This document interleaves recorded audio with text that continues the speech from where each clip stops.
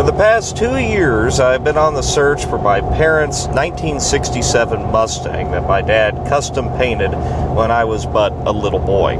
Thanks to the help of Wes over at Lost Muscle Cars, we've actually tracked it down, and we are in the middle of Florida right now, about 30 minutes away from seeing a car I haven't seen in over 25 years. Not only are we going to go see the car, I'm going to buy it back. And then we're going to drive it home over 1,500 miles back to Missouri. I know very little about the car other than it still looks basically exactly the same as when I was a kid. There it is. Still looks pretty much the same. Same wheels, same paint, except for the hood. It's the same car. When I was like 7 years old, I think Dad painted this car. And we'll get into the history a little more later on. But by and large, it's the same. Up to and including the duct tape on the headliner. Now Jamie's done some upgrades. He put the deluxe door panels in it. It's got the stainless trim on the dash now, console. Under the hood is still the 289 that our family friend Bart Moore rebuilt in his shed. And it seems to be the same engine. It's a 2-barrel 289. It was original to the car at the time. When Dad first bought this car, we took off in it. He bought it. He was so proud of it. And it started knocking on the way home. So it was kind of cursed from the beginning for him. But so we had to rebuild the engine at a time when we had no money. And so it was just a quick dingle ball slapped together rebuild. But seems to be holding up. It does run, but there's some problems with it yet. Seems like the starter's bad, solenoid's bad. Something's causing it to eat up battery cables, but it's all stuff we'll take care of. The 4-wheel disc brake conversion is nice. Huge upgrade over the drum brakes that a Mustang comes with. And the Hopster mag wheels are still in place. We bought those at Sears. And they had a sale. I remember that very clearly. I'm going to get the man paid. Then I've got my buddy Johan, he's about 35 minutes from here, and we're going to haul it to his shop where we can spend a few days working on it to get it ready to drive home. At this point, I had no idea what my pursuit of nostalgia would require of me.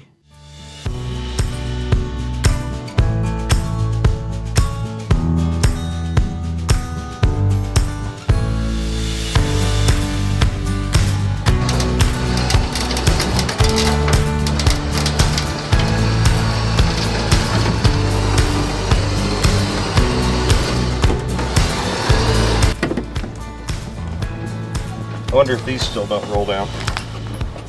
Nope, they don't. Johan buys junk cars. He's got one. So that car was actually pretty cursed the entire time we owned it. I will detail this as we go along, but it was nothing but problems for my dad. And I think my dad is wondering why I would ever want it back. Maybe I'm about to learn the hard way. Well, here will be our workspace here at Johan's, which I am incredibly grateful for because this beats the hell out of a hotel parking lot. Even got a lift. And Johan's Buick for eye candy. We're going to shove this thing off, and I'm not going to tear into it too hard tonight. It's been a long day, but I do want to see if I can get it to fire off. That would be nice. There we go.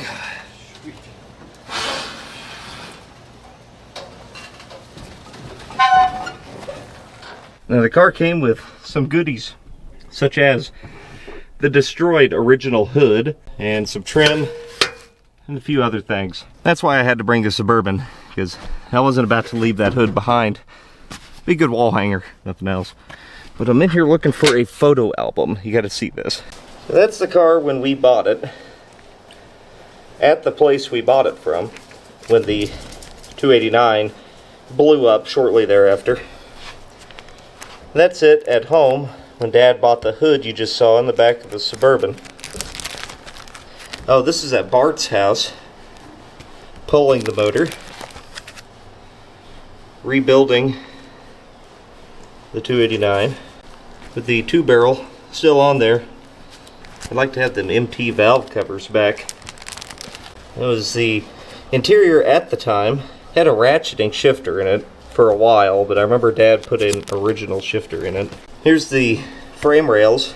They were rotten through. The rear frame rails had to be replaced. And there's our buddy Ron welding them in. He boxed the front end of the car, and that's all still in there. Both sides boxed, triangulated, and then patched the rear frame rail on this side and replaced the passenger rear, I think. Oh no, that's a front frame rail he patched. Now when he was welding in these rear frame rails, there was a case of transmission fluid in the trunk of the car, and it caught the car on fire and almost burned down his shop. It burned all the interior out of it, actually. The car had a red velour interior when we bought it, and that's why we actually recovered the seats in the first place, is because they melted. So here it is back home. Dad's starting the body work. Look at all the body filler. Oh, it wouldn't even last a week. It's been 30 years. You can see there blocking out the quarter, blocking. And you might notice that where the car is sitting looks an awful lot like my house. That's because it is. I bought my house from my parents about 10 years ago when they wanted to move into town. Dad used to tint his primer different colors to help blocking, so it was blue, and you can actually see some of the blue primer underneath this in some of the paint chips. There's Dad laying out the flames, just getting an idea of what he wanted, or the flames. That's me and Cody, if you can recognize either one. And that's me. That's at Ron's shop. That's where we painted the car. That's the first coat of black, base clear. And then a thumb in the picture, but laying out the flames, spraying the flames. That's my mom next to it after it's been painted. That's my dad. There it is. You can really see the blue azure pearl in it in that picture. And we had it for a while. Took it to car shows. We went on Route 66 in it. That's my sister and I.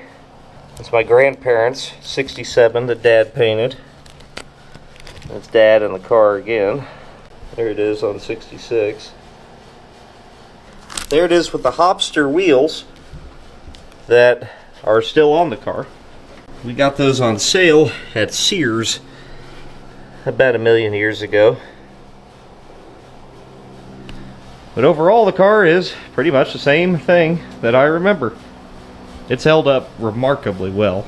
So Johan and I, we're going to take a peek at this. He's off work tonight. If you can believe it, it doesn't run. Also, I don't think it stops. Story of my life. Optima battery. You can see this has clearly been having issues. But see how this solenoid's not bolted down securely? If that's not grounded, the magnet won't engage in the solenoid. So it may be as simple as that. It may have killed the solenoid. I think I got a new one. I'm just going to replace it for starters. A couple other things I noticed when I was looking over the car at his place. There is antifreeze in there, but that's pretty corroded looking. And also it's got oil in it. It's just like, see how that is bent? I don't know if this is actually reading right, but I don't know. Just a couple things I noticed. It's got an MSD box in the corner there. It's not doing anything. He said it's running points again, and it is. They look fine. Nothing wrong with that. Should be okay. I was a little concerned because there's actually a Mallory sticker on the side of the distributor. If I had to guess, that was my dad that stuck that there to make it seem like it had a Mallory distributor. That being the case, we're working with a Autolite 2100 2-barrel. It's got a rebuild code 2022 on it, so that's probably fine. If we have time, I will be ditching that and putting a 4-barrel intake on this. I mean, the reason Dad never did is because we had no money. There's no excuse at this point. And then supposedly the car has brake problems. He put the four-wheel disc brake thing on it, Jamie did, and something's wrong with it. The pedal felt great to me, but I guess we'll just have to get it to drive to really find out what's going on. You got any training fluid? Possibly, if I could pull out the stick. Yeah. Should be a C4. I'm pretty sure that never blew up. Oh yeah. Ooh. Oh, Very it's nice. just missing the top part of it. Yep. See this? This is the main body power supply right here. And it's bolted under the stud. This, I mean, I guess that would work, but that leaves the stud loose. This nut is supposed to hold the stud in, and then another nut goes on top of it to hold the cables on. So I think that might be part of the problem, and mixed with the fact that it's not tight. No, there's no nut on there. There were a whole bunch of nuts sitting up here on the top of the fender. I bet you $1 he was using these wing nuts to hold that solenoid there. That ain't gonna get that tight enough to ground. Let's see if I might have some. I'm gonna clean up, see where that mounts right here, and it's kind of rusty. I'll just take this scraping tool I have and try to clean that up some. Battery cable here, and then you lock it down with a nut. It all gets pinched together. Oh, dude, I found it's loose. The cable's loose on the starter. Yeah. That's, yeah, okay. Well, I gotta tighten that. I gotta hook this up, tighten that on the starter. I bet it's fine. I got a full turn on it. I'm about to get another full turn on this nut. Now, there's power. And he had that thing cooking on a battery charger when we got there, so maybe it's got some juice. We'll find out. It's so cool to me. I haven't sat in this car since I was, I don't know, that tall. Oh, hold on. Oh, look at this one. Oh, did I not tighten it? Correct. Hey, you're supposed to tighten those things. Like I was saying, it's all loose. Just both of them. Ah. I mean, that's 0 out of 2 ain't bad. That's what Meatloaf said. Got ahead of myself. I got all excited. I am very excited. I know it may not come through. I got like this tooth thing going on. I had a bone graft put in, so like smiling's kind of hard for me. So it actually hurts really bad when I do. But I am butterflies, all right? Okay. Here we go. try it again.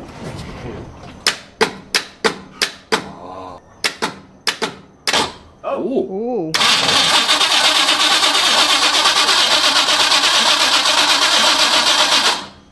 Battery's a piece of crap. Oh, we got fuel. It pumped? Yep. All right. A little on the yellow side, but it's there.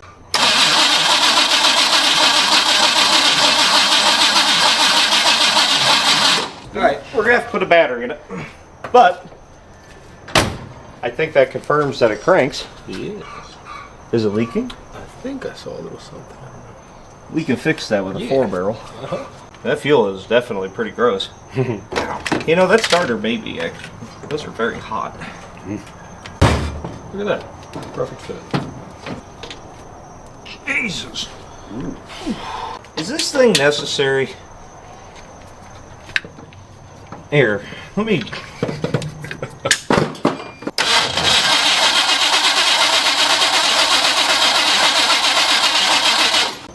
No fuel. Ah. I need a blunt instrument. I'm fixing it. Hey, look, it squirts now. Nice. Come on, baby. Is it out of gas? It shows 1/8 of a tank. It's pretty low.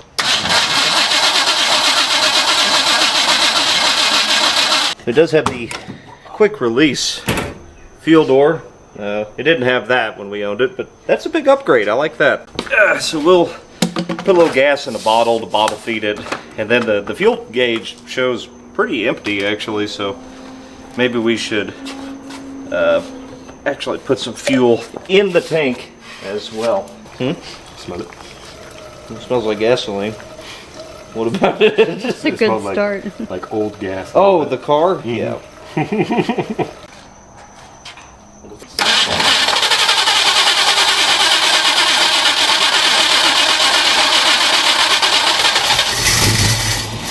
That's in reverse. Whoa!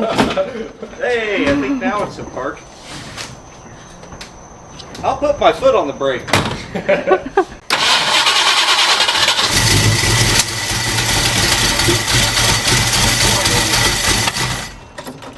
Ooh, throttle pedal doesn't feel like it does anything.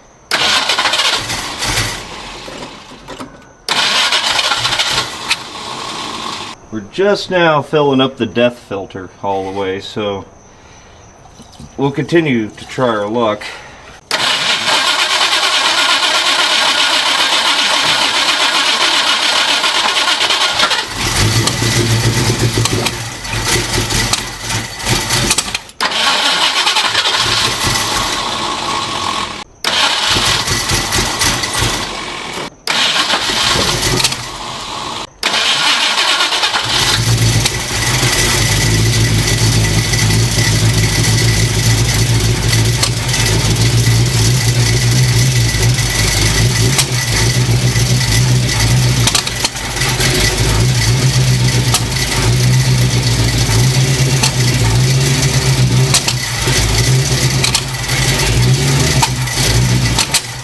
I think that gas is awful. It smells terrible. Yeah.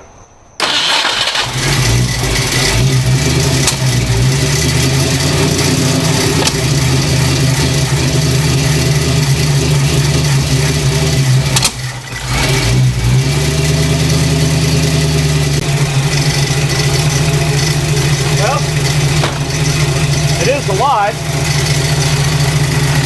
Man, that don't sound good at all. Is that the alternator? I think the fan might be hitting something. Oh, yeah, I think you're right. It's got one of the death fans on it. Oh, never mind. Oh, shit. There it is. Oh! It's not supposed to do that? I did not. No, okay. Think it eats it? Yeah, it's picking up top. We pull. Alright.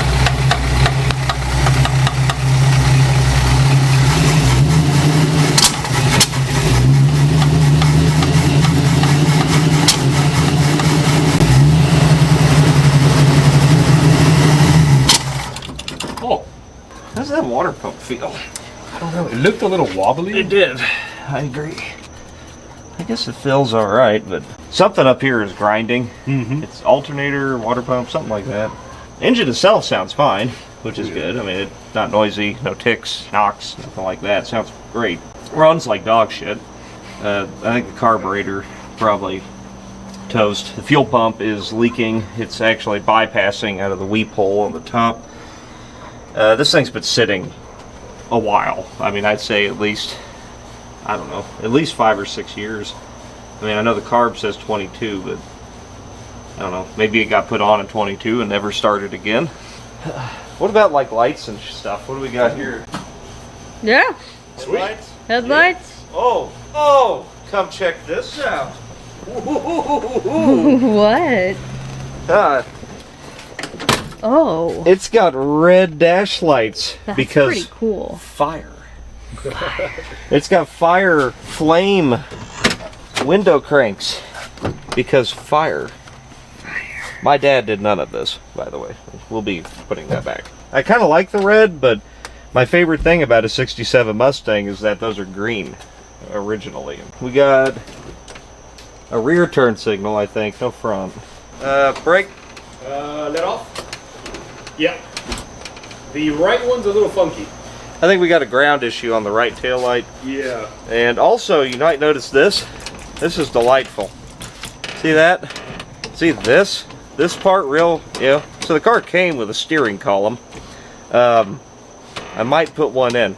Now the cool thing is that this is an early 67 Mustang, which is before they went to the rag joint column. This one, the column is part of the steering box. So in order to remove it, we're going to have to use this lift. It's almost impossible to do on the ground. You can do it. I have done it, but we're gonna have to get it way up. You have to pull all of this through the firewall and down. And this is pretty bad. Like, I guess I'll see what it drives like, but there's a reason Ford went away from that style in late '67 and on. Well, it's time to get to work. And I think I'm going to start today with just kind of throwing everything at it. We're going to change the intake. We're going to put a 4-barrel on it. Heard something making some noise in the front of the engine, like a bearing. So alternator bearing, water pump bearing. We'll just have to check that stuff out. But I want to get this side of things dialed in, get it to where it's running well, and then we're going to look at the suspension. Like you can see, I think the tires are leaning in pretty hard. Like that one. I mean, that's pretty bad. So we need to look at that too, but let's get this side of things first. Let's get this 2-barrel off of here. Well, I pulled a little bit on the nipple in the carburetor, and it snapped right off. It's plastic. Yeah, that's not a great idea, whoever did that. I am going to demonstrate to you the proper way to replace your glass inline fuel filter. Step 1, remove it. Step 2, throw it over there. Those are terrible. They catch your car on fire. Very dumb. Do not use those. Kind of sad to see the 2-barrel go. Like I said, we were broke as hell. This car, the finish on it, the paint. Remember, Dad bought all of his paint back then. Wholesale auto paints in Kansas City. It's just enamel and clear. I mean, like, there's nothing fancy going on here. The pearl was like leftover stuff that he got from them. You know, the seats are stuffed full of t-shirts instead of foam just to make up for it. And the only reason we did that is because the car caught on fire. This car right here is built the exact same way you've seen me build cars on the channel. You know, dirt cheap. Wrong, quote unquote. There's Bondo in it. Ooh, it's fine. It's fine. Look, it holds up. No problem. There's nothing wrong with it. I don't know how many times I have to say that, but you can show people evidence, and they still won't believe it, so whatever. It's probably nothing wrong with this, so I will keep it and hoard it, of course. My Mustang needs a 4-barrel. See that, dude? This is a PCV valve. That is all wallered out and hard. That was not sealing against the back of that. So it's had a vacuum leak, probably for a while. And is this copper coat sprayed on the carb gaskets? Yes, it is. It is copper coat sprayed on the... Okay. So you see this little bracket here? That's where the return spring's supposed to go. You see how it's hooked to a zip tie? It's not where the return spring's supposed to go. This car is very lucky that it lived this long. Between the plastic fuel fittings and that, it needed some attention. I'm going to go ahead and get this thing draining. I'm going to try to, anyway. But you might notice how this is all boxed here. See, in a Mustang, normally this is open. And it was our buddy Ron who did all the welding on this thing. Frame rails boxed in the front of this thing. I was like, how did you pay for that, you know? And Dad traded Ron a 32-inch television for all that work. It does look good. Looks like actual antifreeze, which is a plus. This is another one of those things that I hate. This. Hey, weren't there hoses in the trunk? Maybe I can get rid of that. So it came with a whole bunch of extra parts. Yeah. Ow. Well, I might as well stick with the chrome one. I don't know if I showed you guys, the steering column felt really bad. There is another one of those back here. Got lots of parts. There's a fuel pump in here too. That's a used fuel pump. It's in here. Yeah, I got a new one coming. It'll be here at noon. I think this is bad. Those are originals. That's from when I was a child, for sure. Clinton was in office. Wait till you see the intake I got. I got a fancy intake for it. I mean, I'm going all out. You know, the Mustang is getting the best of the best of whatever I could find on clearance. It's like a newer thermostat. Made in USA. It's not a newer thermostat. But it does look fine. I'll reuse it. Yes.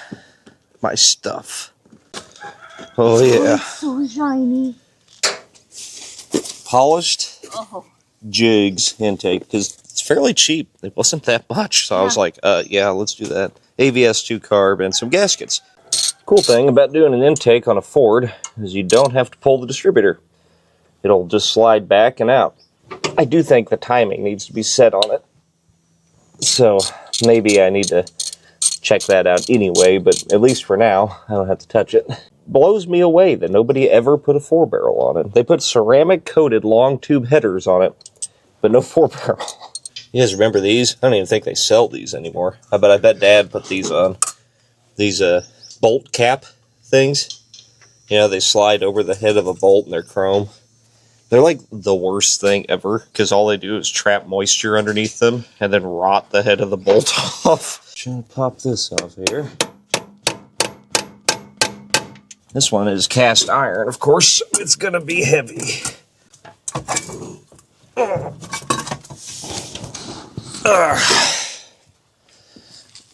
Damn! Heavy son of a gun. Look how clean that thing is in there.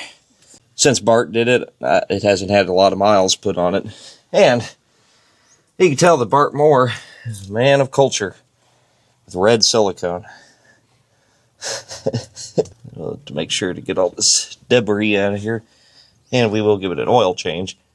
Of course, just to make sure we get rid of any contaminants. I'm going to clean up the engine. But these bolts are just hideous, and I didn't buy new bolts. So we're going to have to make them look good.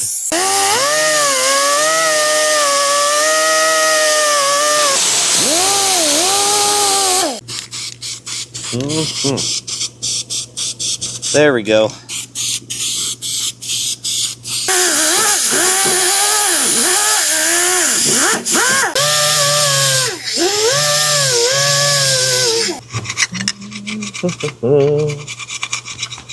Alternator is loose. I'm just gonna pull the belt off of it and kind of spin things and see what they feel like.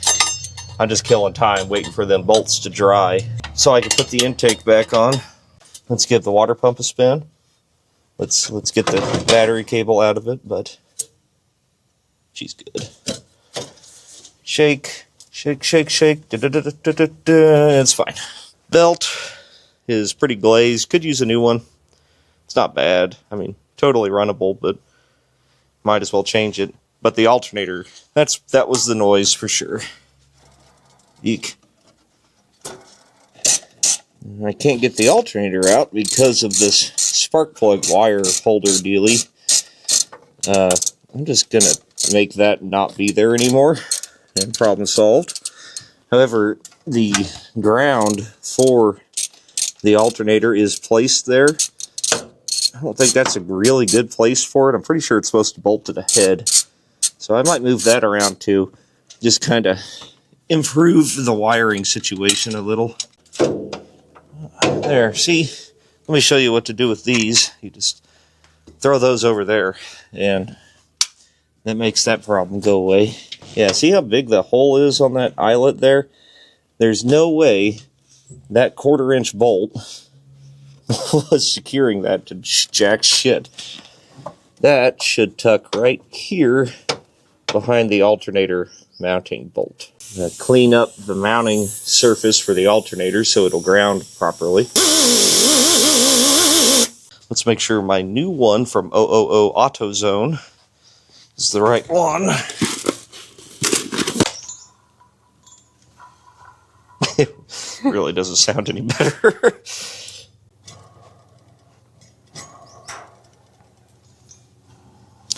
It does sound better, but only marginally so.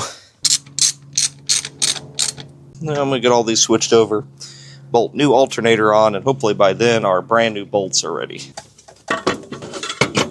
Alright, you tuck right there against the cylinder head for a good solid ground between this aluminum spacer. Come on, find the hole. Oh yeah. Look how shiny that is. See, Mustang? There's no reason to continue the family curse. You are in good hands, okay? Please don't kill me. I'm gonna go ahead and replace the belt. We'll put a brand new one on here. Tighten a Ford alternator. It requires absolutely nothing except some ass. Just get under there and wrench on her. Then try to make your Harbor Freight ratchet cooperate. You son of a bitch. Well, we've got the intake off. It's a good time to change the oil. Oh my god, come on. Ugh, jeez, it's extreme.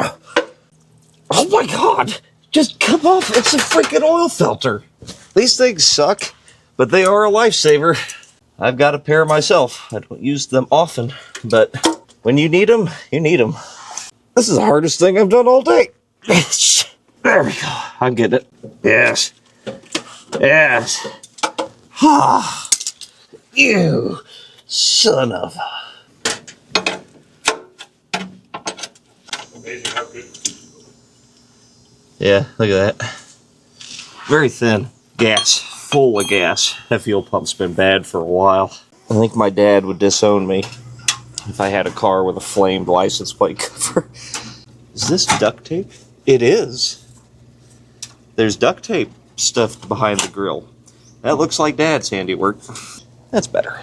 Well, the intake's off is about the quickest way you can do this. Now, I did not buy VR1 oil this time because they didn't have it in anything but 2050. In lieu of that, I used this Rizlone ZDDP supplement. I mean, it's what the Burb's running right now. This is pretty good stuff. Seems like it actually stays in the oil. I mean, who knows? I'm not a chemist, but I've never had a cam go flat if I was running it. Let's get our pretty intake on here. And what I like to do is put a little RTV around each of the coolant passages. You know, put some on there and smear it around with your finger. Just make sure it's all covered, just a coat. And that just fills in any porosity, pitting that might be in the cast iron. Anything that's a little unlevel, it'll take care of it. I'm going to build my China walls out of silicone. I'm not going to use the end gaskets. So I just put a big fat bead of the stuff. On a Ford, your intake gasket is actually made to lock in to the head gasket right down here. That holds it in place, theoretically. Same thing over here. I take a little RTV and I put it on the outside of the gasket around the cooling passages as well. And then I also put a big dot, just a glob in each corner. That's where they like to leak the most. It's down in there. And it's like finger painting with chemicals.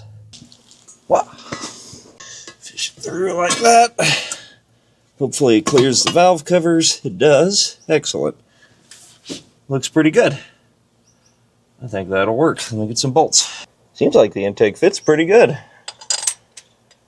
Dropped right in. Sometimes you don't know with these, like, especially like the off-brand intakes, like, they can be kind of hit or miss.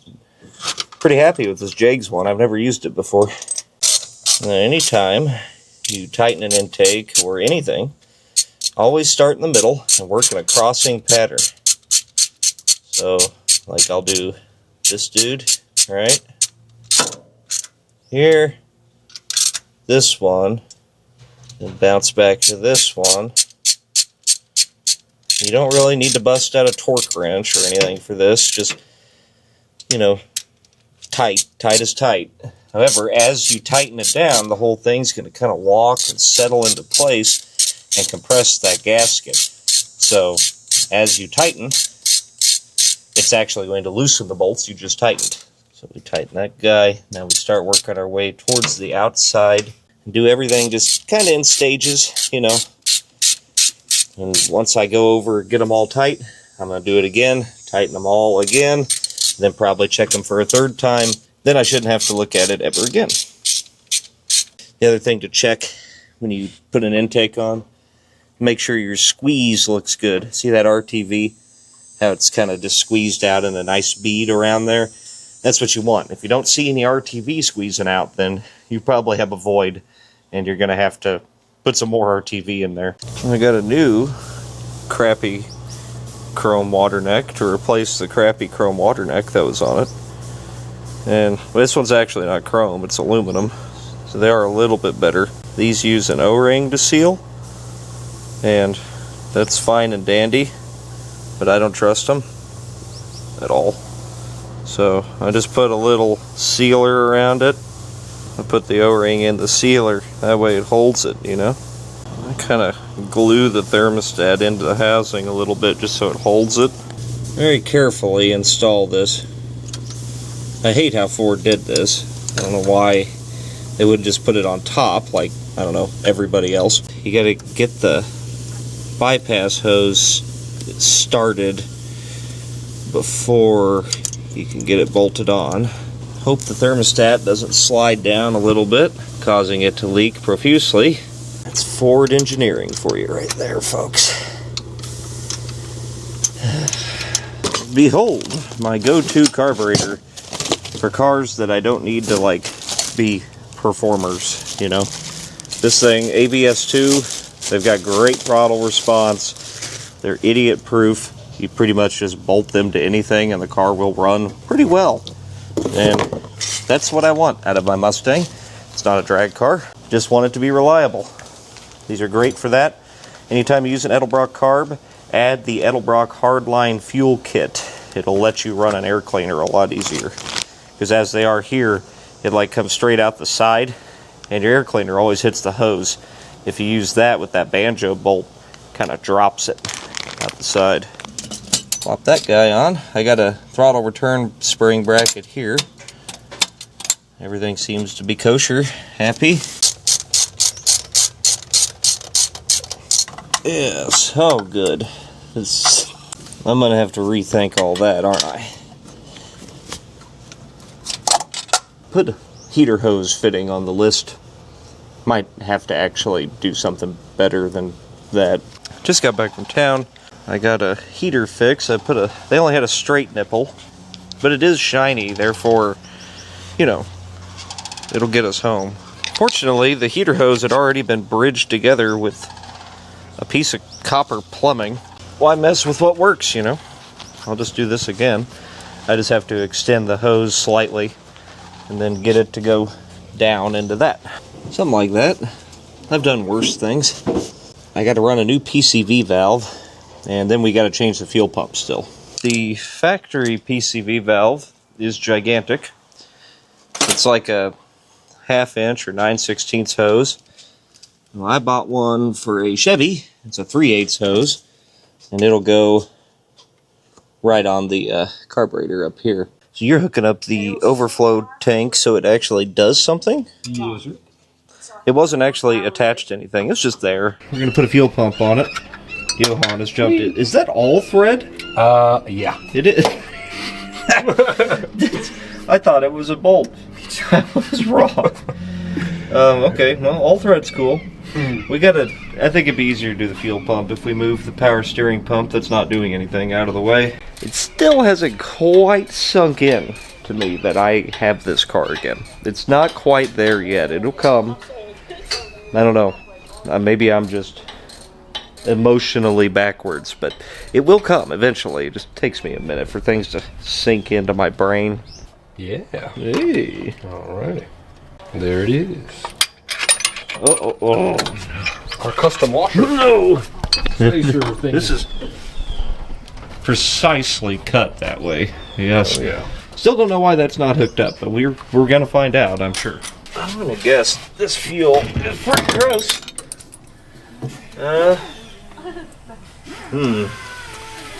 That's not that flammable. Nope. Yes. That's pretty bad. You would give this to the baby? He's a rattle. What a piece of shit. Well, I better pick up 3 more of these to get home with. Mm-hmm. No cordless electric ratchet, Johan? I do have one. What? You haven't asked for it. Oh. What the hell is that?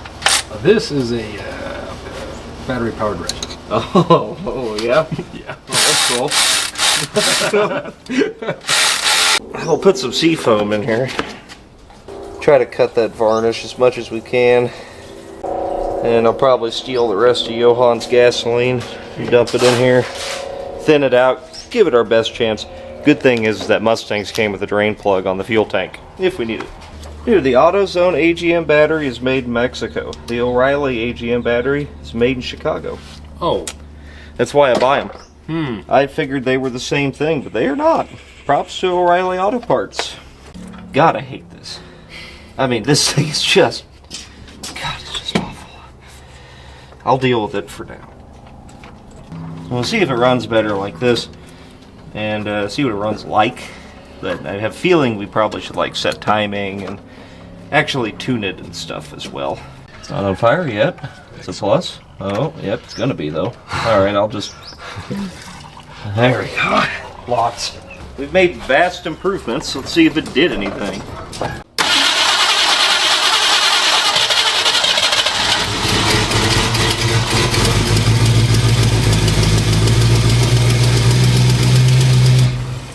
Leaking fuel quite a bit. I don't know why. I think it's the plastic, actually. Yeah. Is that What's thing leaking? cracked? I think the plastic The fuel filter? Yeah. I think so. Or is it? Guess where it was made? We'll change it. I can't believe that. It literally I bought that at AutoZone like 45 minutes ago. Crazy. Oopsies. Now we can't see it, but the fuel did look pretty good actually. I would almost say surprisingly good. It really doesn't smell too bad either. It must have just had a little bit of varnish in the bottom of the tank. However, this thing is still running like ass. So I don't know if the timing is way off or something. That is timing. Timing.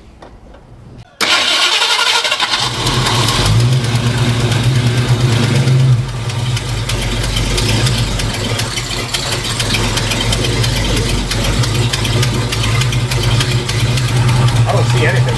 You don't see any marks at all? Nope. Hey!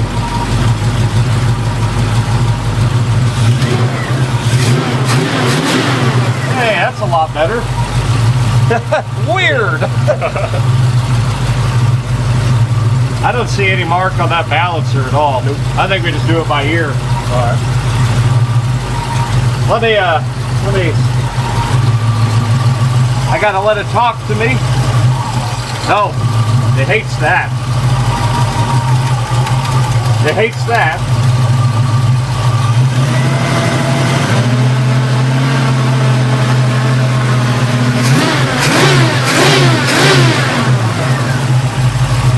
Got a miss. That's immediately better, but it's got a little bit of a miss or something. I rolled the engine over looking for the mark on the balancer. I have no idea where it is. It's just not there.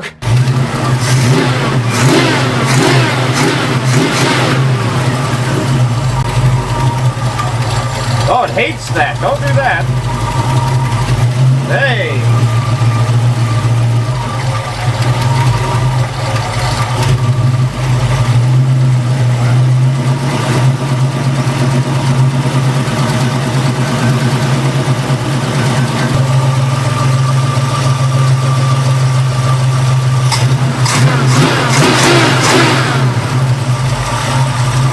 Pretty happy right there. Oh yeah. That's a really responsive carburetor. I like it. Oh yeah. Adjustments.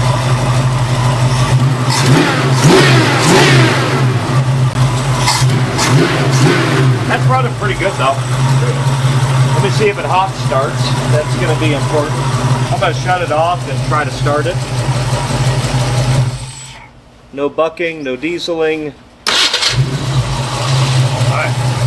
I'm going to say the timing's pretty damn close. The whirring noise is weird, but not super concerning.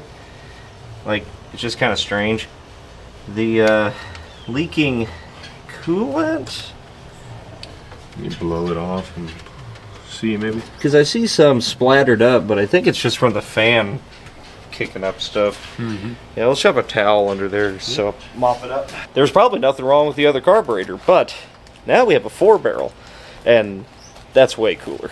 I had this K&N air filter in the trunk with one of them flow-through tops. That'll actually work pretty good with the hood scoop. The hood scoop's functional.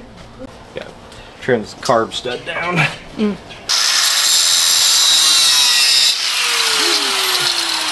You find that in the trunk? I sure did. Notice how that's extended life? Oh, it's water. Okay, good. Oh, but okay. you notice the extended life bottle? And you Yeah. notice the strange corrosion on everything? That's what that's from. Oh. To orange coolant does not mix with green coolant. It turns into acid, actually. Not really going to tear up a cast iron block or heads, but if you did that in something with aluminum heads, you kiss it goodbye. It's gone. I'm kind of a scientist, as you know. Oh, jeez. Almost bad. Almost fell in? Yeah. Oh, it's Over. full. Yeah. Okay. Good. Oh, wow. Yeah. Is there like something we should do about that? Sure. Yeah. Let's fix that. That is genius, sir. Custom. That's great. Hell yeah.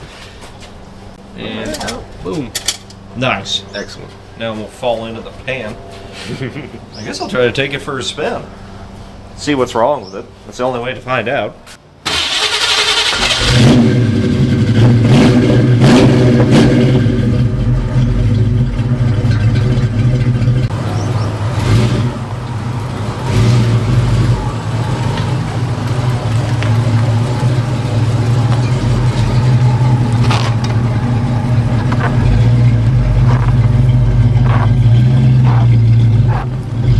Johan has taken my seat that I had when I was a child. I've never driven this car. I pretended I drove it a lot, but I've never driven it.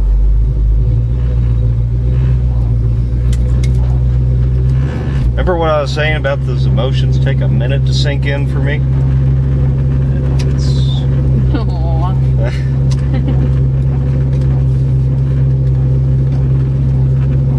There's something rubbing in the back. Yeah, it's that back passenger or something or I other. think it's the brake caliper.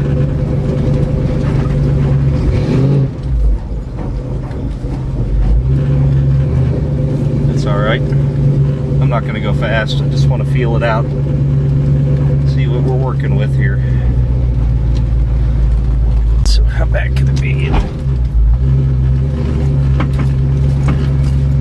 That's the steering box. Whoa. Is it lug Whoa. nuts? Yeah, dude, something's horrible. Yeah.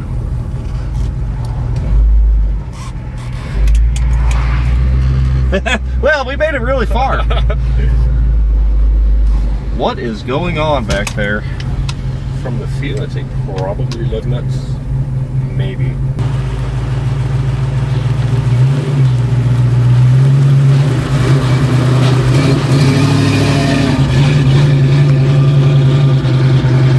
Well, the good news is the thermostat opened, and it's went up to about 195, and it's fallen back to 180. That's good. It's got a weird miss off of idle. I don't know what that's about. So we need to look at that. It could still be points, something like that. This thing is not safe to drive at all. I don't know what's going on back there, but it is bad. So I think next stop is on the lift. It's a tire. I bet you $1. That thing's about to blow. Is this one the same way? No, this one's okay. Look at that front tire from this angle. Like, that is... Dude, something is horrifically wrong.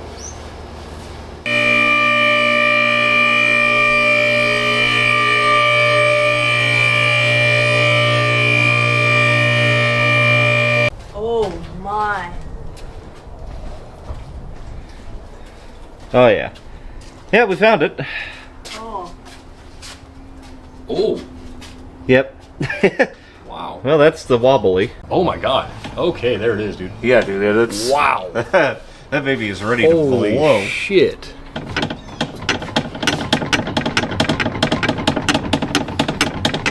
What's that? Is it just the whole bushings? Or? springs or The car itself is pretty solid underneath, other than the rod.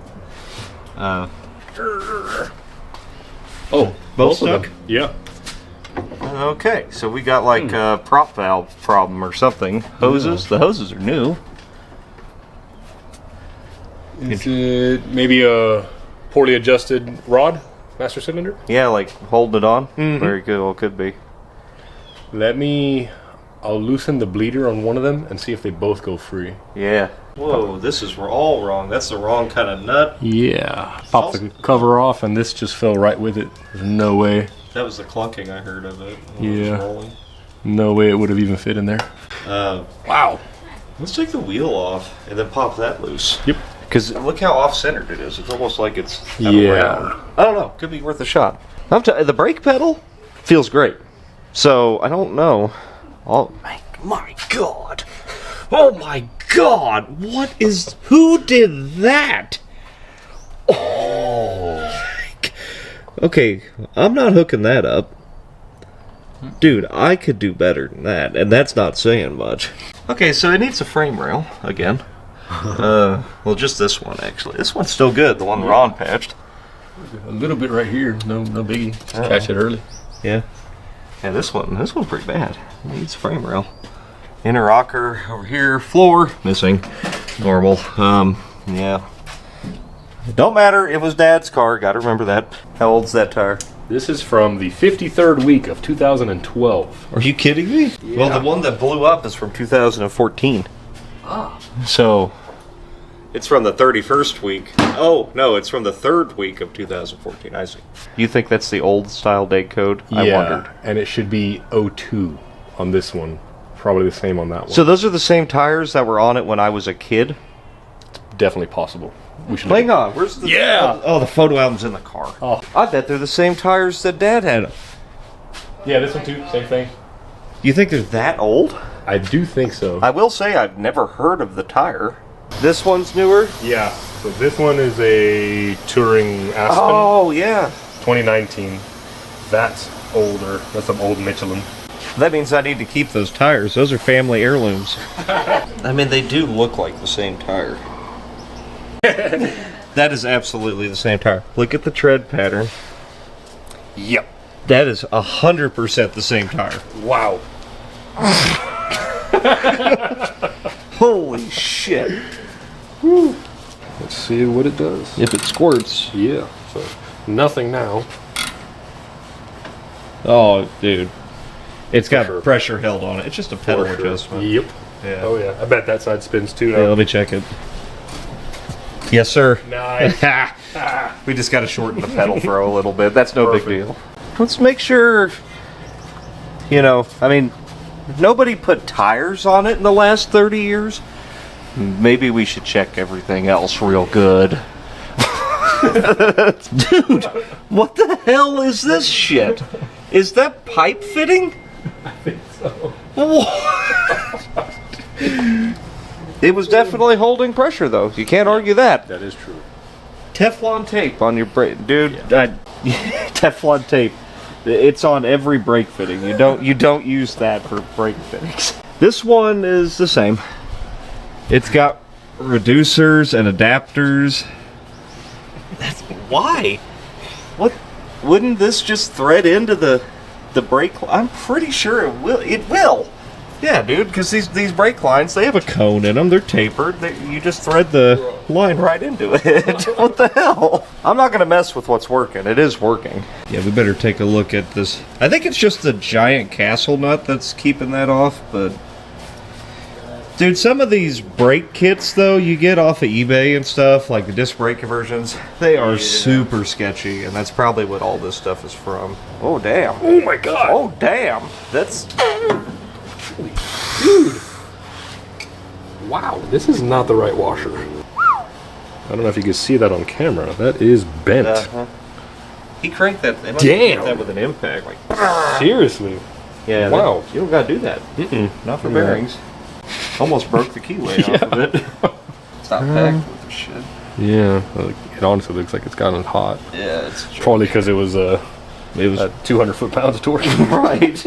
I think the ass end of the car is okay. I was horribly mistaken. The weird shit we found was a tire, obviously. And the front end is the brake pedal is, the brakes are being applied all the time. All the time. That's why it was stuck.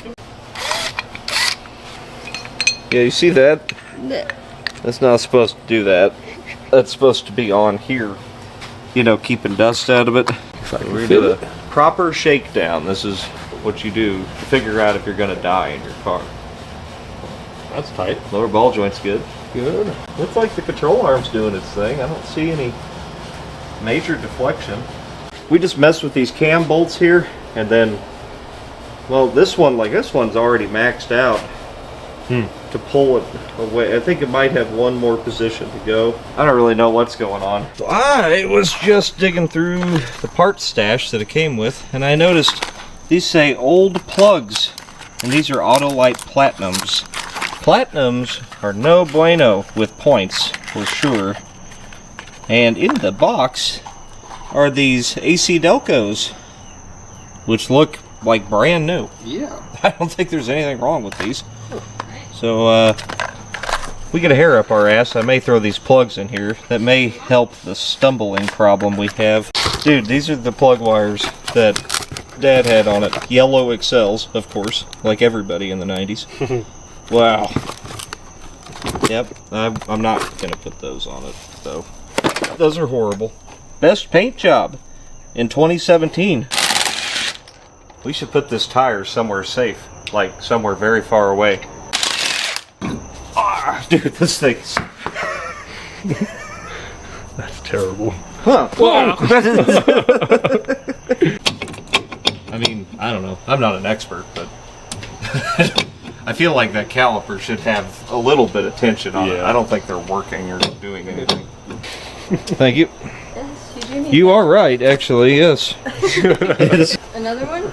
It might need both. It probably needs You're both. very You're right. right. Thank you. Oh, okay. No. Yeah. All right. Thank you. And I do see just a little play in this U-joint, just enough to make me uncomfortable. Not bad. It could be greased and probably be fine, but I think I'll change it because it would be easy. Tail shaft bushing completely destroyed, of course. Transmission pan is blue, which is good. I'm waiting on some parts. I need wheel bearings for the front. I need tires. I think we could try to get the brakes to work, or work right. Of course, I'm looking. I keep finding things. See how that bolt isn't through the nylock part of that? That means that nylon's not doing anything at all. It's just kind of there. So that's crazy. And then these, look at these brake line hoses. There's no stop on them. They're designed to have a big head on them that actually stops and retain it, but there's nothing here to keep that hose from loosening up and just leaking all the fluid out. But yeah, I think we should lower it a bit, and I'll crawl under the dash and see if I can like shorten that rod. Excellent. Hopefully it's that easy. Just guessing, but I don't think this is holding pressure on it. It's got to be at the master somewhere, because I can pull this back. So it's got some kind of free movement here, I think. So it can't be the pedal holding it on. It's got to be the master cylinder. There's another push rod in the booster. Sometimes those are adjustable. So I'm going to take the master cylinder off and just kind of see what's going on in here.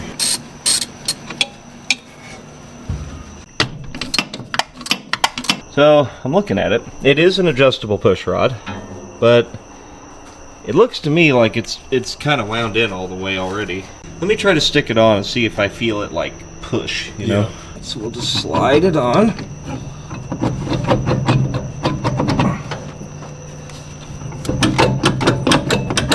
Yeah. Holding? I think that's the piston. I don't think it's... Oh, geez, it is actively pushing on the brakes, yeah. I think so. Here, Wow. Let me shove this on. Can you turn a rotor? Sure, let me see. So that's putting the, nope. Oh. Okay. Nope, it is stuck off. Now it's loose. Now it's on. Yep. That leads us to ask, what the hell kind of master cylinder do we buy for this? Oh, wait. I see the problem. You know, they got the little thing you drop in. Yeah. If you got a manual brake, you drop in the little thing into the hole. Yep. It's in there. Power brake, I think you take it out. So this is what we're working with. And if you can barely tell in my crappy picture here, but there's a little thing. It's like a bullet shoved in there. And it's made to shorten your length of the rod. And you use that if you have manual brakes, typically. Let's see what kind of disaster we got here. Yeah, there's definitely something in there. Mm-hmm. Yep. Oh, yeah. Let's fish that out. Oh, okay. Well. Mm-hmm. So we'll probably have to maybe adjust the rod out now, but this is definitely... Yeah. Yeah. Let's see. I guess let's see what this does. Because, I mean, it was trying to push him, like, right away, pretty much. I mean, that feels pretty good right there. Sweet. Push it in. Let me see if the brakes lock up. Oh, wait. Oh. No lines. Ah. You got to have those, actually. Very important. It's one of those things. It's not really optional, actually. The Bluetooth brake lines. It works at SEMA, not so much everywhere else. I bet you probably have to go through everything again. At least I think we're on the right track. We're going to get her fixed. So we got air in the lines, obviously, but want to see, oh, the pedal feels much more normal. Is it spinning? No. Oh, now it is. Now? Not a chance. Now? Yes. So they're not locking up anymore. Let me pump them a whole bunch. I am building up pedal pressure, by the way, so that's good. I don't think the rear brakes are bled at all, because if that pedal was engaged all the way, you would have never been able to bleed the brakes properly. Alright, I pumped the shit out of them. Now see if it spins. Spinning? Not gonna spin. Perfect. Alright, we fixed the big problem. Now we just got to bleed the brake, and it is leaking fluid on all the brake lines are loose. We're just... I'm going to have to go over everything with a fine-tooth comb, but we found the main issue with the car. That's good. Working on this proportioning valve is freaking delightful. Let me tell you. If he didn't have a lift, I would be so pissed off right now. I would probably get a trailer and take this thing home. Oh, I see it. It's this one. This one over here is the leaker. Yeah, he's very wet. Okay. I noticed one of them was kind of loose. Good night, man.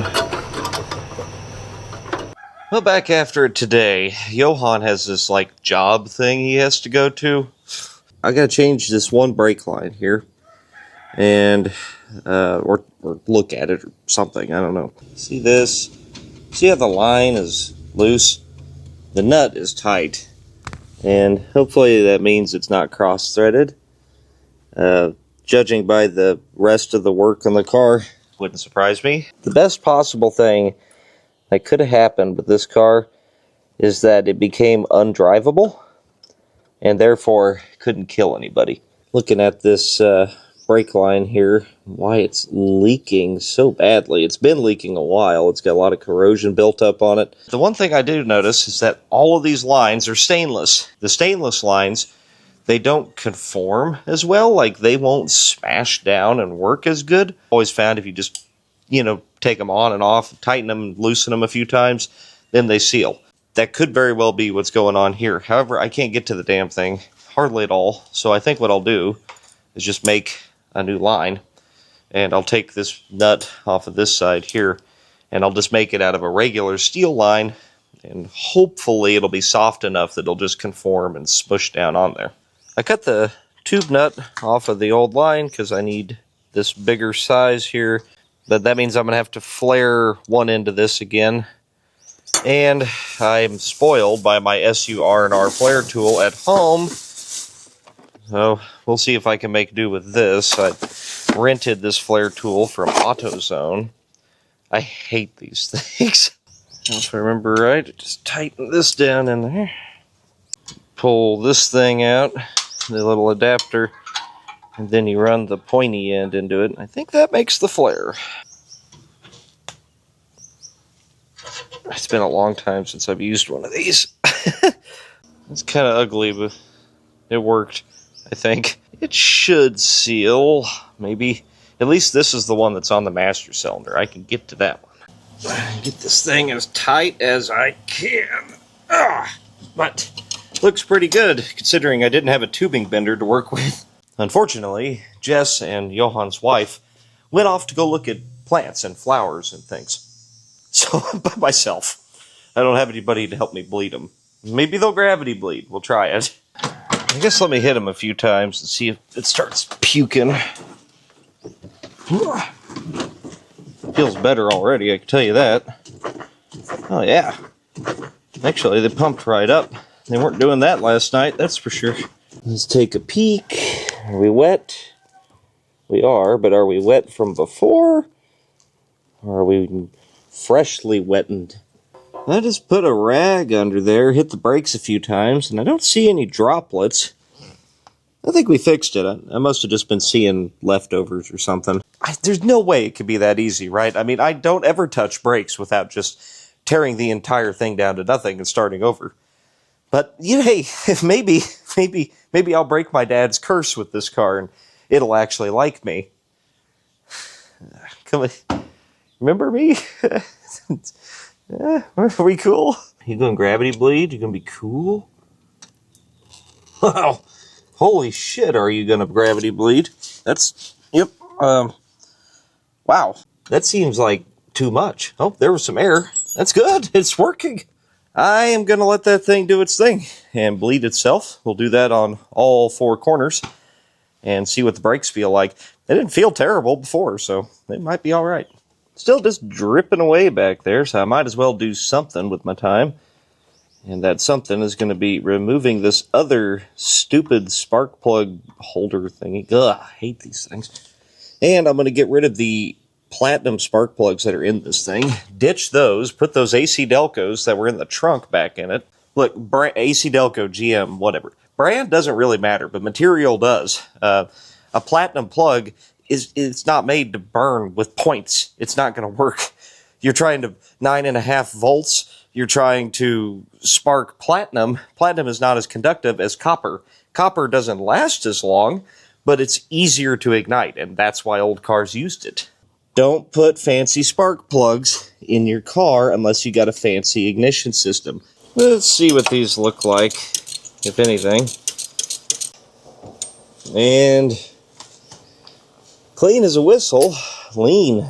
Very lean. 45. That's too wide for points. Should be 35. Now, these look like they're gapped right. I bet you he just put the plugs in right out of the box. They're a hair wide, so I just need to tap that ground strap down a little bit. And then we're just going to work this out till 35 right there. So all the plugs have looked fine, but they've all pretty much looked like this. Look how hot that sumbitch is getting. That's weird. I can't imagine it's that lean now. Timing, points, ignition, I think something like that. Engine is healthy, though, for sure. Last plug I pulled is number 4 here, and it is fat. Very fat. I don't know. It's been fat, though, so that could be our misfire right there. This might be this plug was fouled. I've moved to that wheel. It's bleeding very nicely. Thinking of something else to do here. I do want to dig into the points issue, but, you know, this is just, I can't do it anymore. I can't look at this anymore. It's going to drive me insane. It needs to go away. Yeah. See this? Yeah, bye. Oh, this is already so much better. I can stand to look at it now. Top off. Coolant, make sure we got 50/50 antifreeze in there, because it's cold back home. Still feels like summer for me here. I'm now on to the last brake being bled. It's doing it slowly. And I'm going to take a look at these points. Now the car came with the Protronics, but it's missing the sleeve that goes around the cam eccentric thing here. And that being the case, there's nothing wrong with points. I don't mind points at all. Let's just make sure they're gapped right. And generally speaking on points, they're all going to be like 17 thousandths to about 20 thousandths. A business card or a matchbook cover works, but I actually have a feeler gauge, so I will go ahead and check that. And we want to get it on a high side of this eccentric so they're open. So I'm going to roll the engine by hand until it's on a high side. I'll take my gauge, stick it in there. They're at 17. 17 is where I would run a brand new set of points. I don't know. That's probably not the issue. We've got something else going on here. It's probably something dumb. Let me hop back on the brakes and make sure we got some brakes. Then I'll fire this thing up and see if it's still stumbling, or I don't know. It was trying to drive with two locked up front brakes. That alone may have been the problem. I would say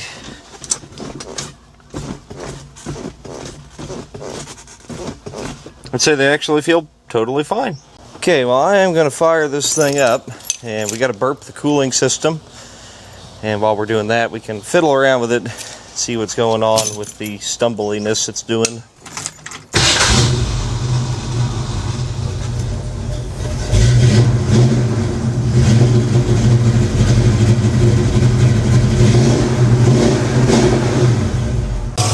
Not sure what.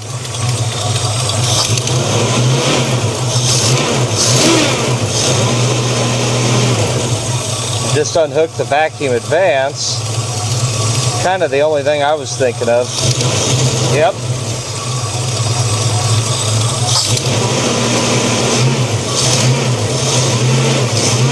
Yep, it's something to do with the vacuum advance.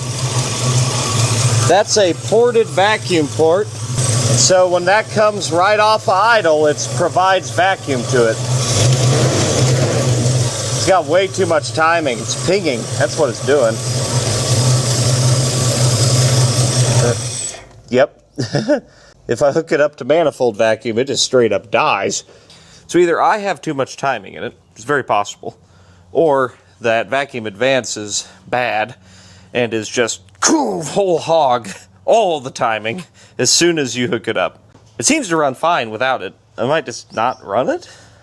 I wish I knew what the timing was. There's not a mark to be seen on that thing. I don't know if it had tape on it at one time, and who knows, man. It's been so many years. I got the distributor loose. I'm going to play with it just a little bit with the vacuum advance unplugged and see if we can't make this thing happier. A lot of timing. It's a little less.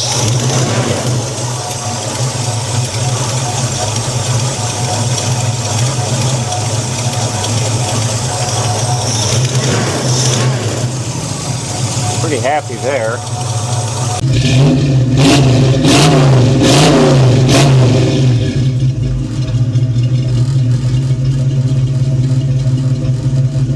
I figured out the strange noise. I don't even know if you guys can hear that, but when I hook up the battery, it's putting a load on the alternator.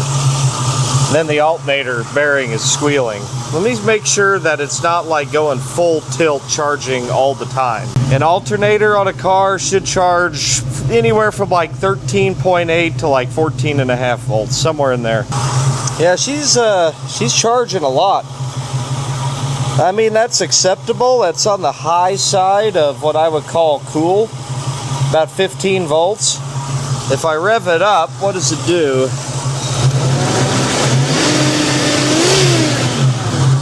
So it stays about the same. That tells me the regulator's at least working. It should be fine. I just shut it off. She got good and hot. Now, let's make sure she fires back up smooth. Don't get no better than that. I'm going to go ahead and call the engine pretty much dialed. I think that's good. Let's get it up a little bit. And I'll go ahead and do the wheel bearings on the front because they're destroyed. You know, the more I look at the front end of this thing, the more it scares the shit out of me. I wonder if we shouldn't maybe go a little deeper here and, I don't know, get her fixed up right, you know, long term, because it needs some work.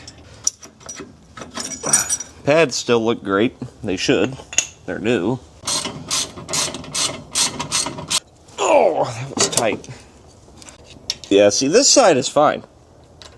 This side was done fine. It's not bent. Looks totally fine. Nothing wrong with this. It was just that driver's side, I guess. I start the nut on the spindle. Jerk it a couple of times. Pops right out. We just want to make sure that it's greased properly. It's not. It's actually dry. This guy, now there's grease on the outside, but there's almost none on the inside. That bearing's not actually packed. It just kind of has grease on it. That bearing is packed. This one's not. We'll throw new ones in it just for grins. How's the race look? Race is fine. That's good. Some grease in your hand. And then take your wheel bearing and scrape it from the wide side, the back side. Scrape it into the grease in your hand until you see it come out the front. Like that. Once the grease starts to push out the front, that means the space between the rollers and that bearing are now filled with grease. I mean, you know, when I pack bearings, it's like I'm 7 years old again. Dad just picked me up from school in this Mustang. I just got done finger painting or something like that, you know? I mean, like, good memories. Taking me to baseball practice, that kind of stuff, you know? It brings back things, you know, just being covered in shit and happy about it, right? My friend Chris, who's my best friend through school, he sent me a text the other day. He was like, "There's no way you found that car, right?"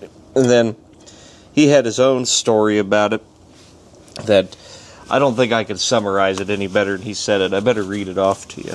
He said he was going to comment on my Facebook page. Didn't know if my dad would appreciate his story about the gnarliest burnout ever, leaving the primary school parking lot with 2 6-year-olds with lap belts on. He said, "We had show and tell that day, and you brought that death machine of an eraser that plugged into a wall." I had an electric eraser that my grandpa had. He was a engineer, so he had a drafting eraser. So it was like a die grinder. He picked us up, and I was strapped at the back, and you were like, "Do a burnout, Dad," and he let that 289 bark like it was the NHRA. I don't know how I didn't end up in the trunk. That is the Mustang. That is why, A, if you got kids, you better be doing burnouts with them. B, that's why this car's special. Alright, now we can do the outer bearing. I'm just going to take a pair. I usually use a crescent wrench, but I have channel locks handy. Now what I do is I tighten this thing all the way down to start with, right? So I crank that sucker all the way down, right? It should be hard to turn, and it is. That squeezes the bearings together, gets everything seated. Then I back it off until I can put a cotter key in it. That's it. That's how you set your bearing preload. And I'll usually go maybe 1 or 2 notches back. That's it. You're done. You don't got to touch it again for thousands of miles. Slide your cotter key in. Cotter key does the work here. Cotter key is what keeps that nut from backing off. The nut doesn't hold anything in. Cotter key keeps it from falling out. This cotter key may be a little bit small, actually, but it'll work either way. As long as this can't come out, you're good. Then you don't die. Yeah, see, that thing is, these are not good.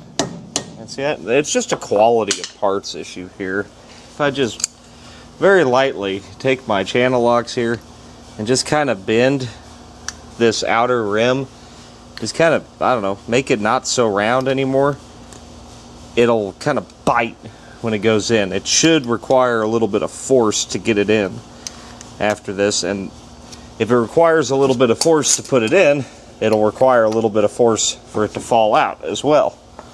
So I just bent that lip a little. There we go. See, now she's going to press on there hard, and it's going to kind of suck for the next guy to get this off, but thankfully that'll be me. This is the cool thing about the Kelsey Hayes calipers. You can hang your caliper and then put the pads in later, which is nice. You don't got to deal with multiple things at the same time. I think I figured out why he had this thing hammered so far home. It would never tighten up on him. It's the wrong bearing. Look at that.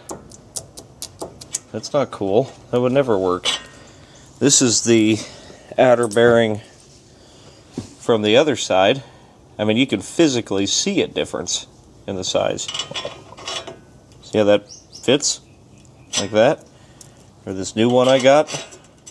It fits. The one they gave him, that's why it was all jacked up like that.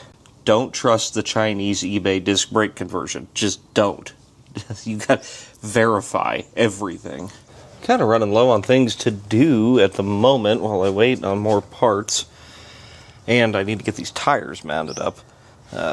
So probably make Johan bring those to his work tomorrow and do that. Since I'm such a nice guy, I think I'll go ahead and throw some U-joints in it in the meantime. Doesn't really need it, but there's some slop there, and I would just feel better if they were new. Whoop, yep. That was ready to come out. Oh, now we gotta put U-joints in it. And puke. Is it gonna puke? Nope, no puke. That's good. We got one good spicer, made in USA, baby. And then one piece of shit, made in China.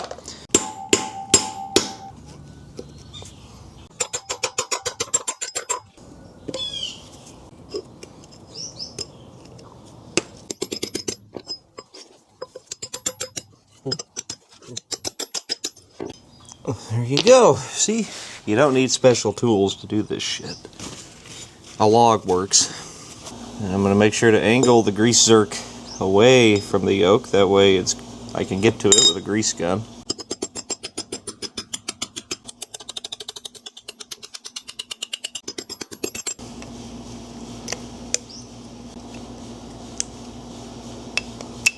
And it's a little tight. See that?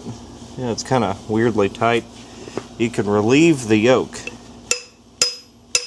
A couple whacks to try to spread it back out.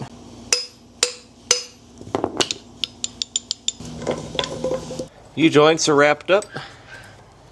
That's one less thing we got to worry about. Next thing I'll do is top off this diff. It's leaking. It's leaking from the jug here, and it actually came with a new gasket over there, but it's an open diff, and I'm not pulling that thing off of there unless I'm stuffing a posi in there. So you can always tell if a Ford is an 8-inch if you can get a socket on that nut right there, which you can on this. It's an 8-inch.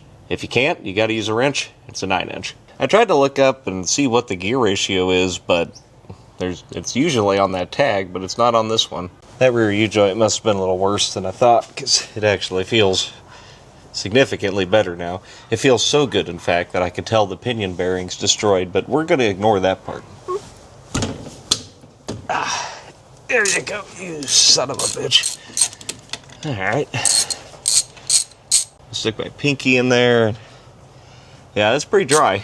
This is the flexi bag thing, you know? They were in the trunk, which means price is right.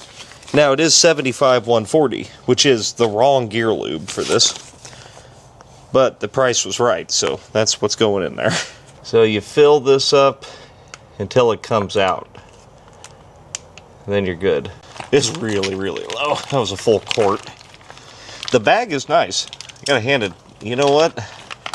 I don't want to get spoiled, but that was pretty freaking cool. I was able to get every drop of that out of there. That's got to be pretty full. I think that's full. I'm calling it good. Done.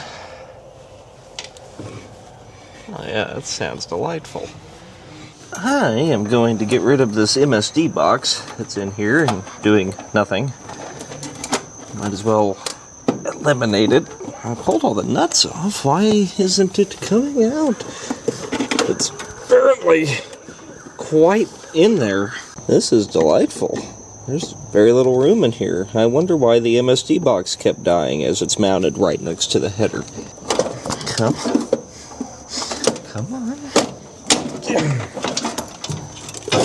Yep, there's one of those. Alright, we got a lot yet to do on the car, but I'm kind of waiting on a couple of parts. Got to get the tires done tomorrow, and then we could actually drive it for realsies, maybe. But there is one thing that's been driving me nuts, and it's the fact that the hood is way too high, and I think it's just the latch. Just needs adjusted. So I think if I just... Yeah, there. Look at that. See that? That did nothing. That did absolutely nothing, except for now it probably won't open.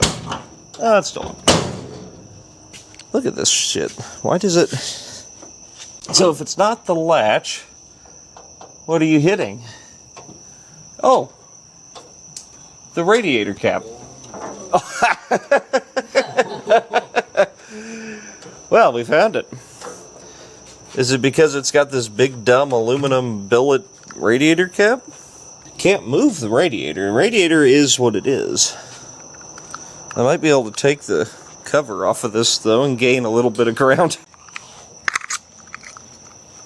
There. Okay. That did help because now I can get the hood pin in the hole. And let me guess, it's probably still hitting. There's nothing I'm going to be able to do about that for now, I guess. I'll just have to live with it. It does bother me a lot. So I've been thinking and realizing I need to treat this a little different than a typical revival, because car ain't going anywhere, right? Probably going to have this until I die. That being the case, I should put the extra bit of work into it that the car is going to need. There's no reason to be trying to drive home on something that's kind of sketchy or scary, especially with the front end. We saw how loose the steering is. We saw how weird the tires are leaning out. We've got steering issues. It's all stuff I'm going to have to do anyway. It's on a lift, and I got good company. I may as well just do it now. But by good company, I mean when Johan gets off of work, I can make him help me. I reached out to Kentucky Mustang. They're a small outfit that I've done a lot of business with personally. I said, hey, I got a kind of a special Mustang here. I'm like, you guys think you could hook me up with, you know, an entire front end for it? And they did. So that should be here in a couple of hours. And in the meantime, why don't we start tearing this thing down and, I don't know, just seeing what's bad. Because even though it all felt tight, something is clearly not good in this. I bet you $1 to nothing that these are the shocks that were in the car when Dad owned the car. And I bet you $1 to nothing they were the same shocks that were in the car when Dad bought the car. Unfortunately, I do have some experience with Mustang suspension, and most of it bad. Now we got to get the shock out of here, which is these two nuts here. Then we'll have to put in a drop-in coil spring compressor to get the spring out of the way. Then we could remove the control arm. There we go. Oh yeah, that is an antique. And I believe these are a gas charge shock, and it's junk.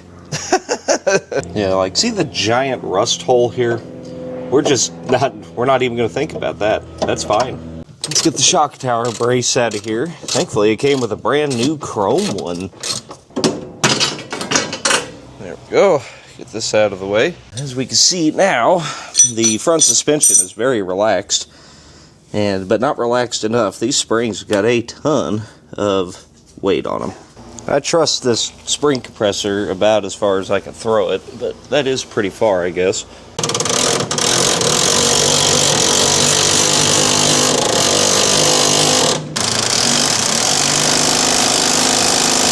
That's terrifying. There's very little holding that on.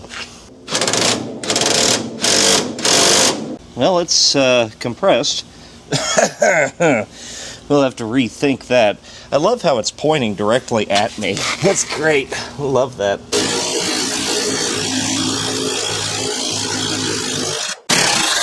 I'm gonna guess these springs are pretty laid out, because the car seemed to sit way down in the nose.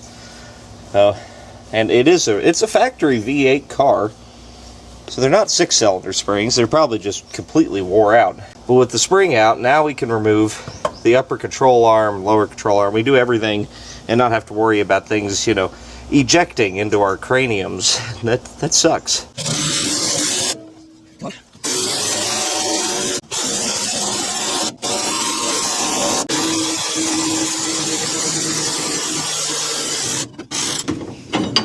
There's so much room here, you know? I mean, what a delightful vehicle to work on. Quarter turn at a time, I'll get there. I'm not even upset about what a pain in the ass this is. I'm so happy I got this car back. I remember painting this thing and in the back of the radiator shop, and I had a freaking dust mask on. You know, I was there whole time. It took all day to paint this thing.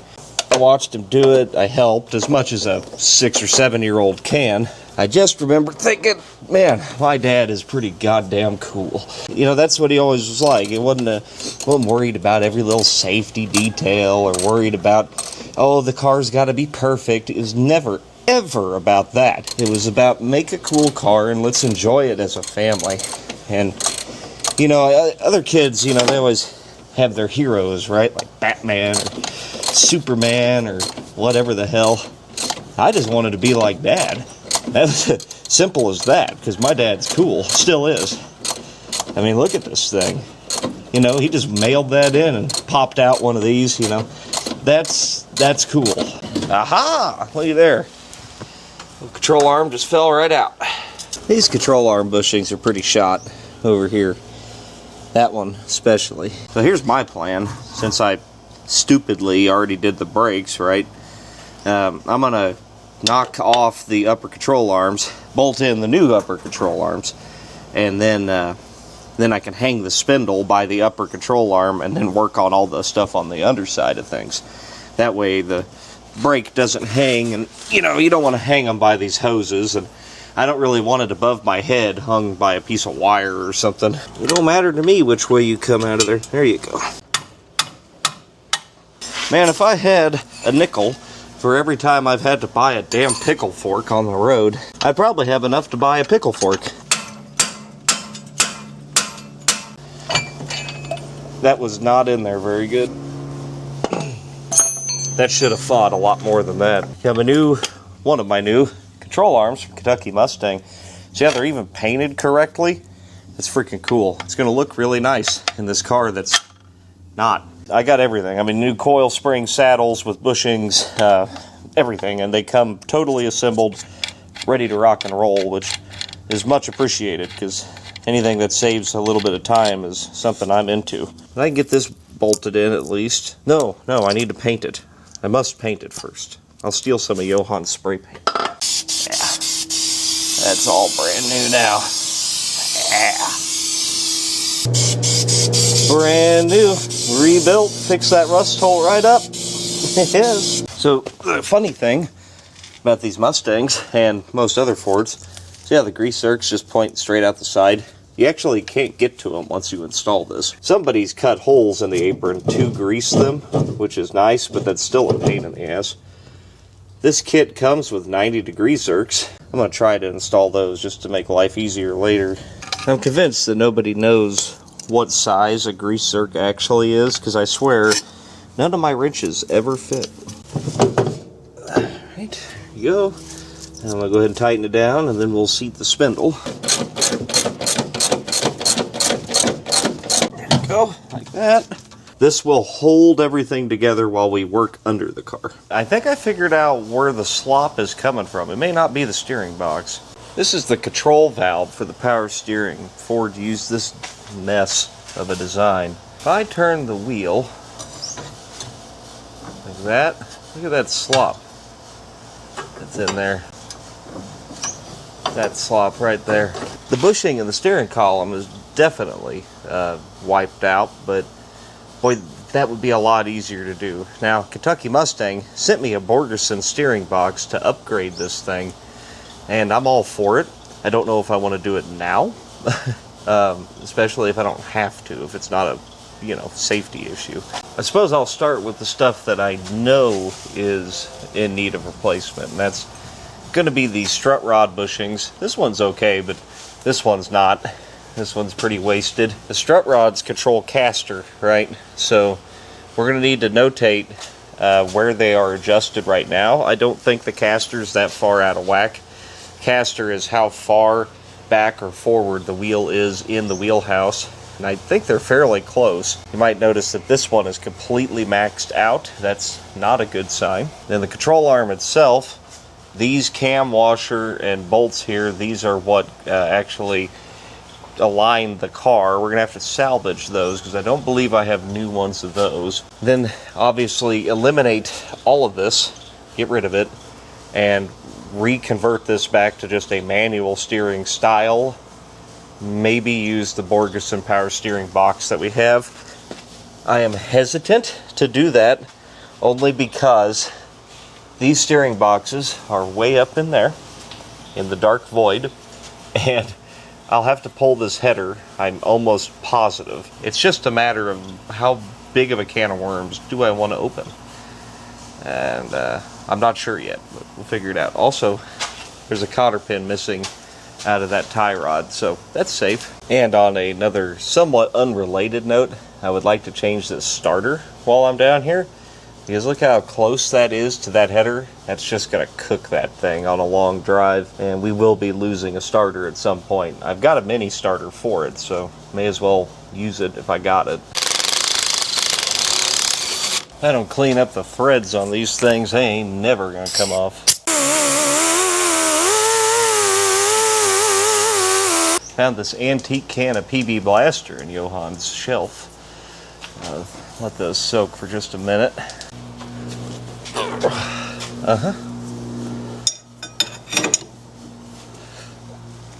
Yep. You know, I'm thinking these things might be fine. Oh my God. Ooh. See, this is where I'm like, I'm pretty sure I'm gonna break something. It might be me. Good Lord. Now, see, this one does it fine. But this one doesn't really need replaced. I think I'm beginning to understand why they did not replace this one. Oh my God. Okay, you know what? It's fine. It's not that bad. We'll just leave it alone. It moves a lot, which tells me it's probably not good, but it's fine. Well, that being the case, we'll just unbolt them from the control arm and call it a day. There we go. Problem solved. Come on, ball joint. Play ball. Be nice.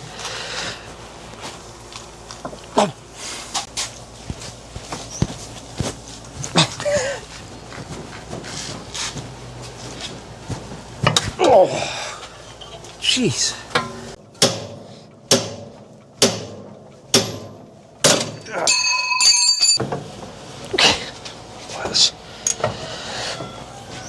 It's going to be just as tight as the other one, isn't it?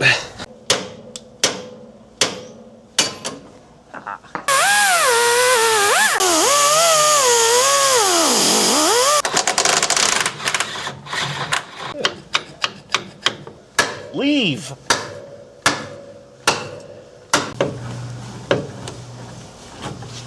There. Ugh. See, tight.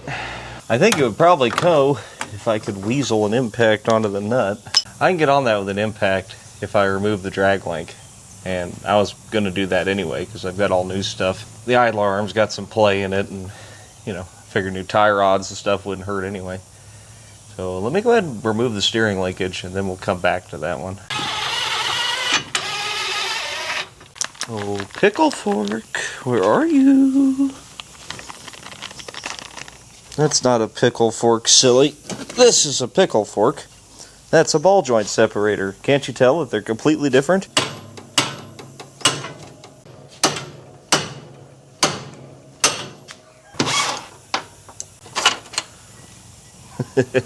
Cloud of rust falls out. It's fine. Oh, okay. Behold, access. And I can get to the starter much, much easier now.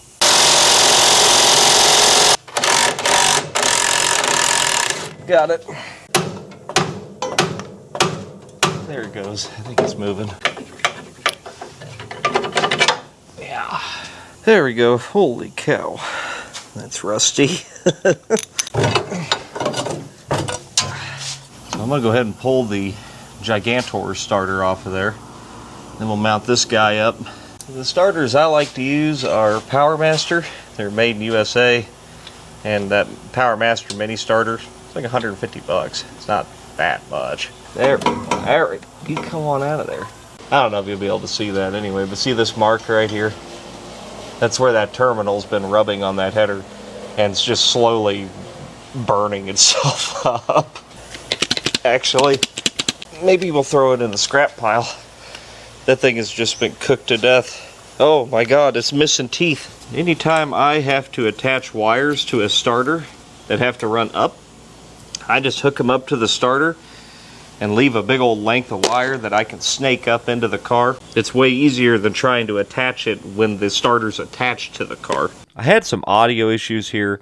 I just went ahead and stuck the starter on it, but one weird thing was all this debris and part of a roller bearing that fell out of the bell housing. Not sure what it was from, but it didn't seem to be a problem going forward.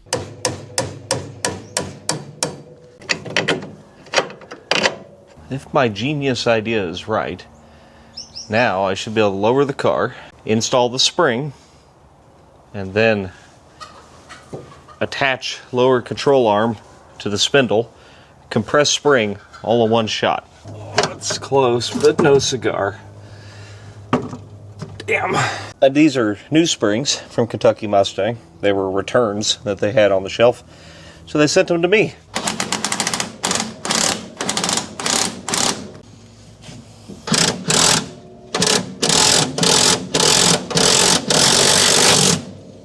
There. I've been fighting this sumbitch for a little bit here. I think I finally got it in there. Kind of. I mean, I have the spring is seated. I still got to get that lower control arm on. Right now, this is all just one great big ball of death here. I'm getting a thread on the ball joint. I know what the real problem is I don't have the right spring compressor. However, you can always make up for the improper tools by putting your life at significant risk.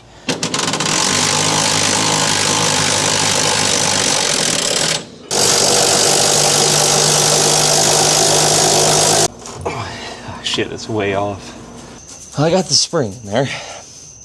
Thanks to Jess. Literally no way I could have done this by myself. However, the other side is right, but this side it's off by about that much from hitting its stop. I've got it closer. I'm trying to work it over with this rock chipper here. Johan has a external spring compressor, like for struts. We're gonna try that. Try to just squeeze it in the middle and then be able to twist the spring. I got it closer, but I'd really like to get it seated properly. That was a great idea, except the spring then fell out. And so we had to put the spring in again. It was great. Hot potato, hot potato. It's a lot closer. Hey, there goes that. That's not cool.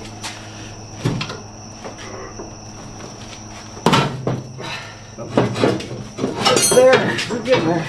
Oh my god, yeah. Yeah, baby. Woo! Oh. All it took was 6 feet of leverage. And everything I had to push that in there. Whee! 2.5 heart attacks. Oh, yeah. Get that to move a 1/16 of an inch. Yeah. Just pull the pin on the grenade. There. Oh gosh.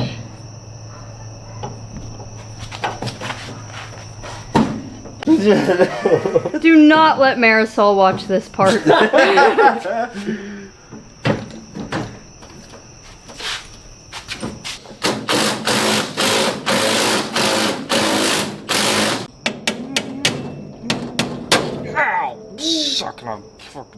Starting today on easy mode. I'm just gonna kind of slow roll into it. So we'll get the back tires on. And then I'm gonna go do the front shocks. Then steering linkages.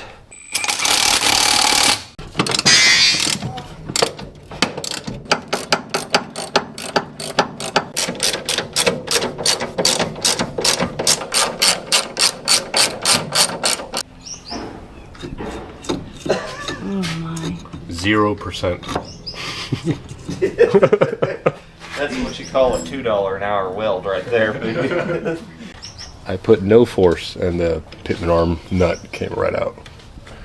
That's not good. This is supposed to be tight. Like, it's pretty tight. I'm so glad we're doing this. Oh yeah. Oh my.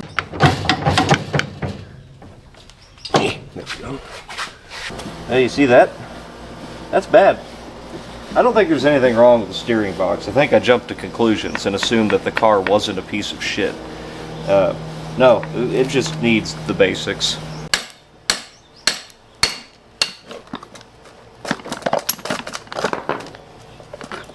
To eliminate the sloppy control valve here, and then we're going to replace the whole control valve thing with this Borgeson manual thing. Those are scientific terms. I will use this to put the Borgeson power steering box in at some point, but for now we'll just replace all this with this, and that should tighten up our steering. If I make a mark there, now I can unscrew it and I'll be able to remember where it was. So this will not thread on as far as I need it to. I mean, it will. Maybe it's... I think I'm getting pretty close to the end, though. But I think that'll actually work out. Since it was a little bit shorter, I think having a couple extra threads there, it's probably going to put it in about the same area. It just has to be close enough that we can make up the difference with toe on the tie rods. So this is the driver's side tie rod. And I am going to just set this tie rod in, the new one. I'm just going to make it match. And the other thing we got to match is the orientation of said tie rod. When you are measuring your tie rod length, though, make sure you're measuring center to center on the stud, not the overall tie rod, because tie rods differ. You know, could be different overall casting length. Looks like 15.5 to me. Shorten it up just a little bit. Just want to get these snug. I want them to still be adjustable. I just don't want them to fall out, you know. This is a serrated stud, and I've already seated it just by trying to drive that off. That wasn't even seated. That is scary stuff, man.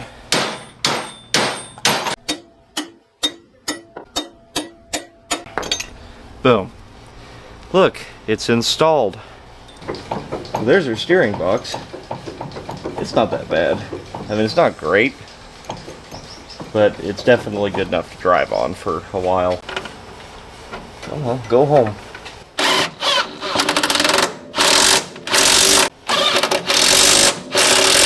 The tie rods are in. We're at a point where I can at least seat everything, tighten everything, leave the adjusting sleeves loose, and then we'll be able to, well, put the wheels on the car and get it on the ground and then try to set our alignment and then drive it.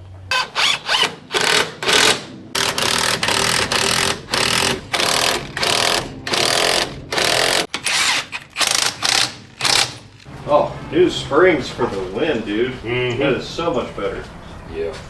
All right, second tread. We are at 57 7/8. Okay. We'll do the same on the rear of the tire. Okay. 59. So we're towed in, what, about 1.5 inches? Yeah. We'll do like a couple, 3 turns with this, and then we'll remeasure. Okay. After getting the toes set Johan and I busted out his highly professional camber alignment system that he got at the Salvation Army for $1. Got my workout this weekend, that's for sure. Positive meaning I need to shorten the lower control arms. Yes. To pull. Me. Okay. Roll it. Sure. Yep.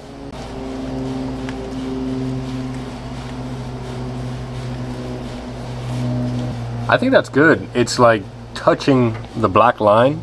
Mm-hmm. I think it's good. About like the other side? Yep. Yeah, then we're calling it good. Awesome. Because I think the other side is good. Sweet. We've got about 3/16 of an inch of toe. The bubble level from the dollar store doesn't lie. It's perfect. Woo. Or, well, it's way better than it was. Because those things were laid out. Yeah. And I really couldn't tell you why. But they were. This is a million times better. We're just going to tighten the adjusting sleeves and drive it. I think it's ready to go. Awesome. I won't be caught dead with this in the grill of my Mustang. We're going to get that out of there real quick. But if a guy can't make zip tie wire looms quickly, efficiently, and they look like that, dude, we can't be friends. Like, sorry. How's that going for you? Oh my god. Delightful. Want to roll it back a little bit?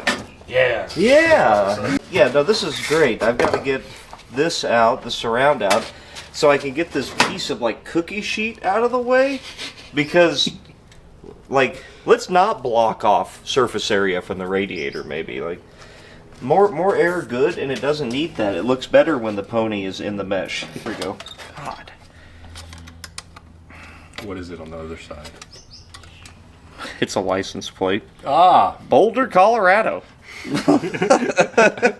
Look at that. Johan did a wonderful job.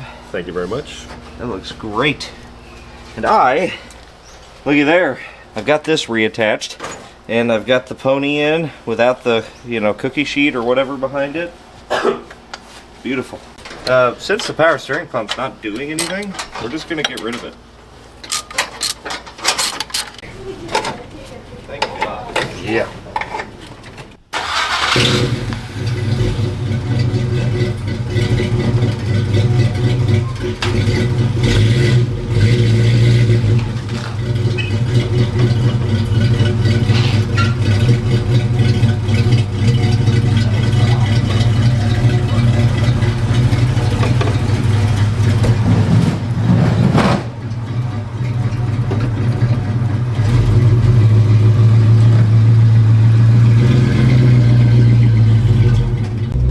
Alright, car. Be good to me.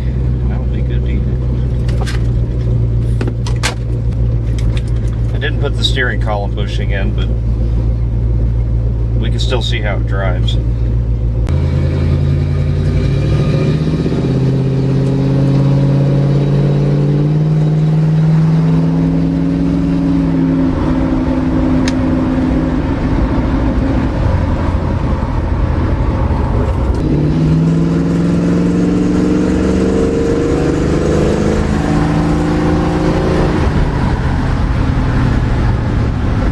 Still smell some of that fuel varnish.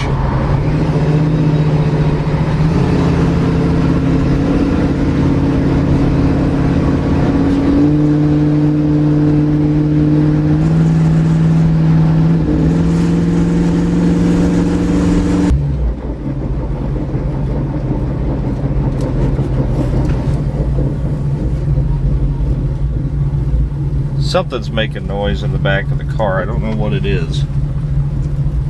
Could be an axle bearing.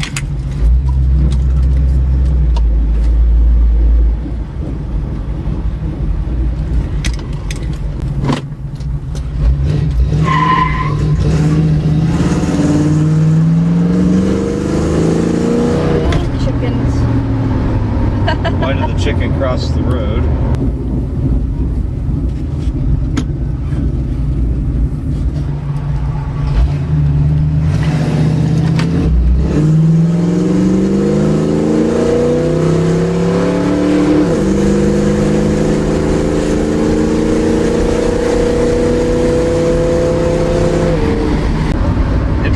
really good. Suspension is good. We should check out that that noise, or see if it goes away maybe. Brakes are still good. Steering is not great, but it's not the worst. I can live with it.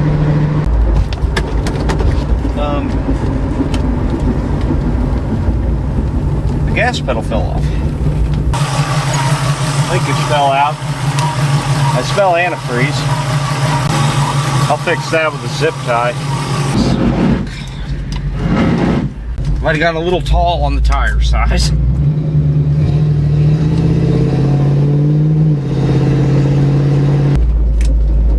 We better put it, jack it up and spin things. Yes. No, not much at all. No, I don't think it's an axle bearing. This one's got a little bit of a different noise. Yeah, it's louder.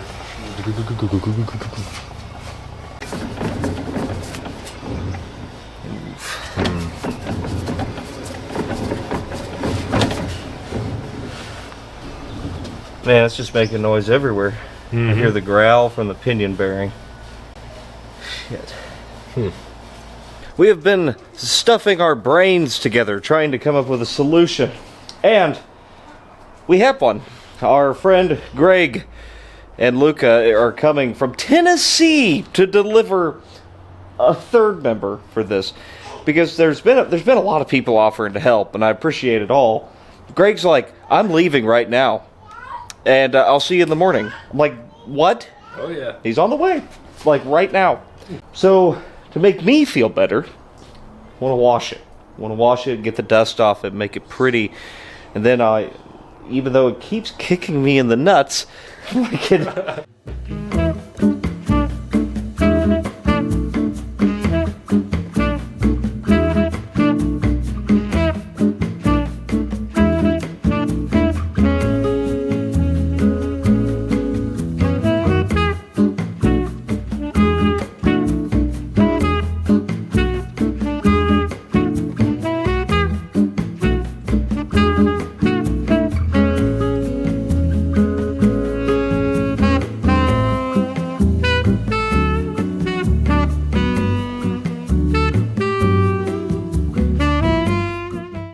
Today's goal, make the car not suck. Got to pull the axles out, and then we can pull the jug out. And hopefully by the time I'm done with all of this, Greg will have arrived with our new jug, well, new used jug. We can put this baby back on the road. I tell you what, this thing really is my Eleanor. It is fighting me tooth and nail.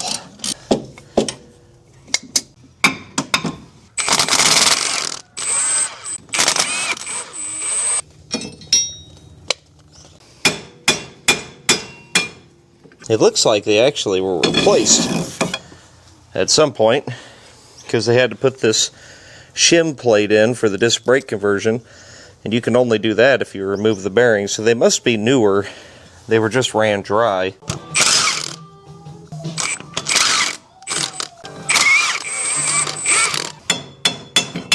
Now let's get it up higher, get the drive shaft out of it, and we'll start pulling the jug. As we can see up in here, this pinion bearing and seal have completely failed.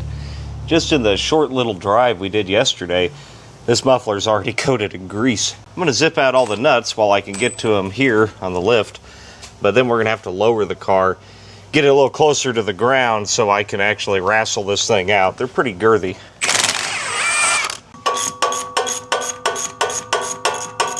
So this has studs in the axle housing, which is nice. And if I do this right, I should be able to put the jack under the yoke, keep the drain pan under here. This piece of crap, Harbor Freight. Oh, that's it? Okay, I'm going to need another jack, but the idea is you lift up on that and it'll open up the seal on the bottom, and then the grease will come out. Yes. It's too bad I filled that damn thing up. Otherwise, it would have been just ready to pull off.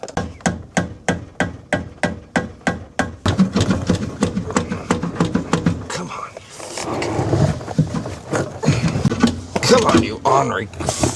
Son of a bitch. Oh boy, oh boy, oh boy. Try to mop up the old stuff just in case there's debris in there. And it doesn't look like it, and it looks very new, which tells me that it just got ran completely dry. Pinion bearing destroyed. Oh. It's absolutely what we were hearing. That's the carrier bearings. I don't know which one, but you take this home and put it on the tractor or something. Ooh, smells like English leather. Huge thanks to Kentucky Mustang. If it wasn't for them, we would be in bad shape as far as the front end goes. At least we know, like, everything up there probably isn't going to kill us now. It honest to God, probably would have if we would have tried to drive on what was there. So, Kentucky Mustang, saved the day, probably saved my life. Thank you. Well, our heroes have arrived. Greg and Luca. Yo! We're going to go ahead and stab in this jug that he brought all the way from Tennessee. Here's a wire brush. Sweet. And here's a scraper. Let's get this. We got to rebuild this before we put it in, you know. Oh, yeah. Well, put it in, Greg. Oh, jeez, I thought maybe you wanted all to the way do, here or something. to do the honors or something. No, really, I insist. Well, Little spit'll never hurt anybody. You think it'll seal past it? I think so. What's the warranty on this thing? It expired the second I left the house. We're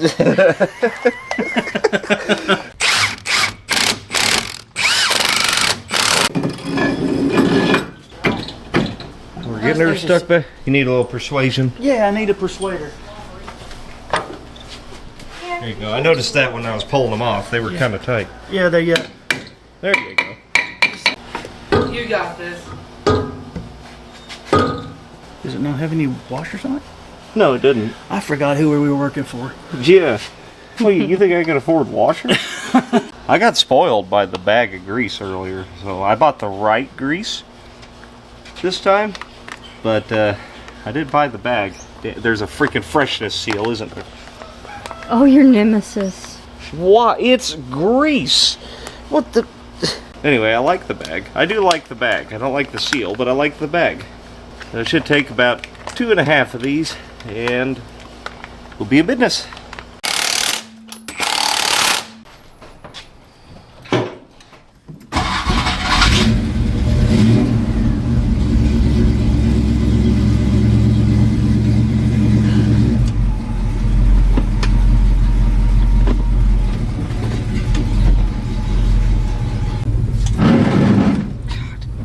I fix that.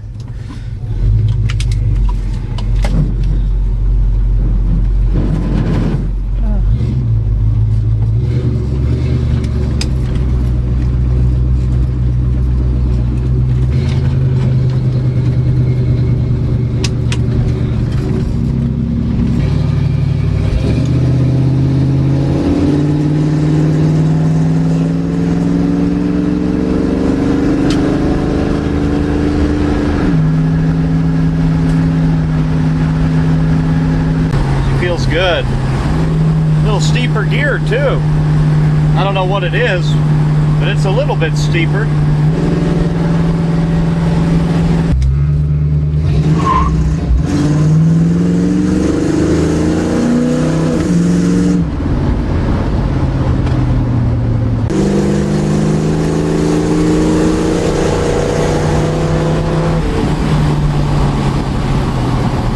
Yeah.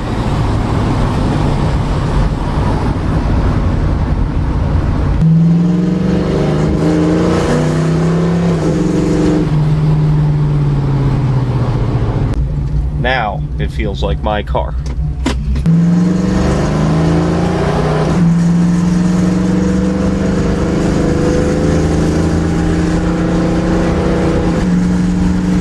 This feels good. Car's running 160. It's very happy. I just drove by his house. Whatever. We'll drive a little bit more. I'll take it to the gas station.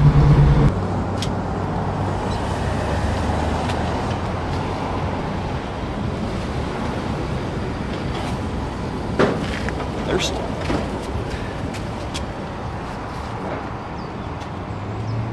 You know, you can't do body work the way I do it. It won't work. Can't do it the way my dad does it either. It just won't work. All the experts agree. I mean, what a hack job. Clearly, we don't know what we're doing. I do want to play with the timing, but it is running pretty good, so I'm not going to mess with it too much. Oh yeah, that was the road I wanted, wasn't it? Yes. Greg and Luca are going to think we're dead.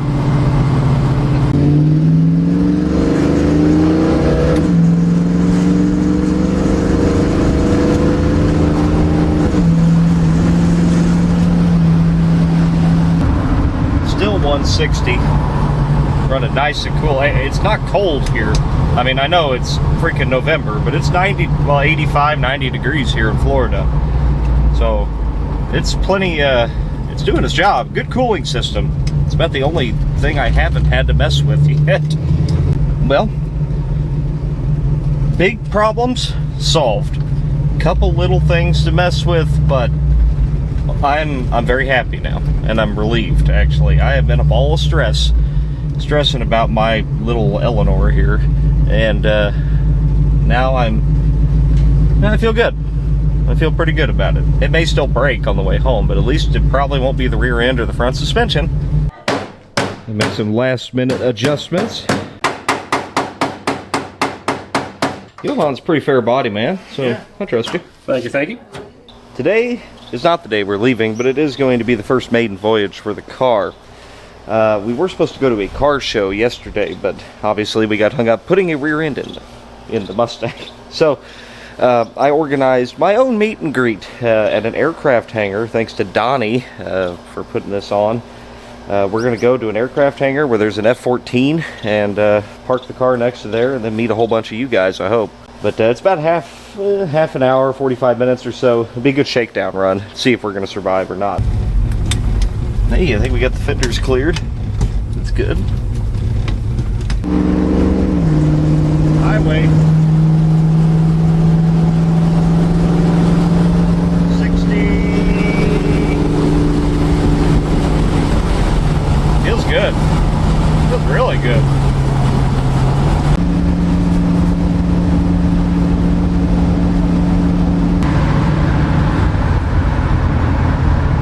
From Florida, no offense, but y'all drive like morons. Everybody does 15 over. I saw a sheriff's deputy doing 15 over, not using his turn signal earlier. It's just everybody. Yeah. Hey, she does all right. That's 70 on the dot. Ain't no race car, but it'll do. Well, the Mustang made it to Texas Roadhouse, where we met up with Ryan, with Ryan's Garage with his kids. On YouTube, you can check him out. Your Poverty Tour alumni, and we're meeting a lot of Poverty Tour alumni down here. It's like a reunion, even though it was a month ago.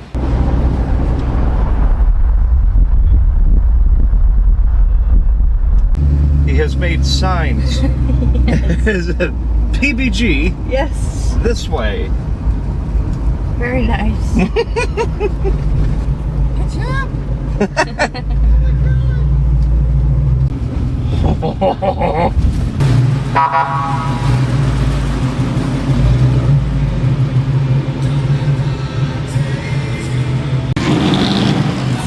Oh.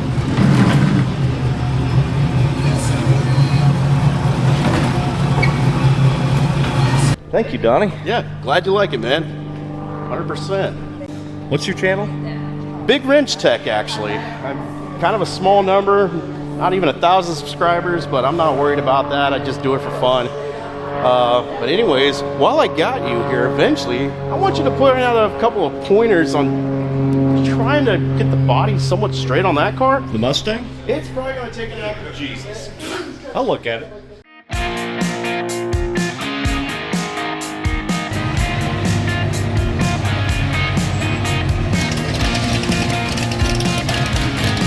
Well, we've had a hell of a turnout here. We've got a practical car show going on inside of this aircraft hangar with the F-14, by the way.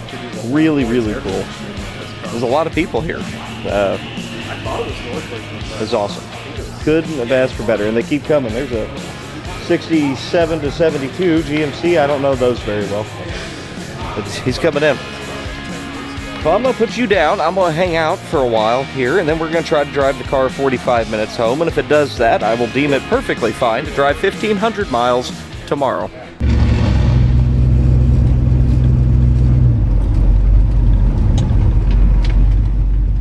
Good morning from the Mustang. I'm going to take Johan for a spin in it.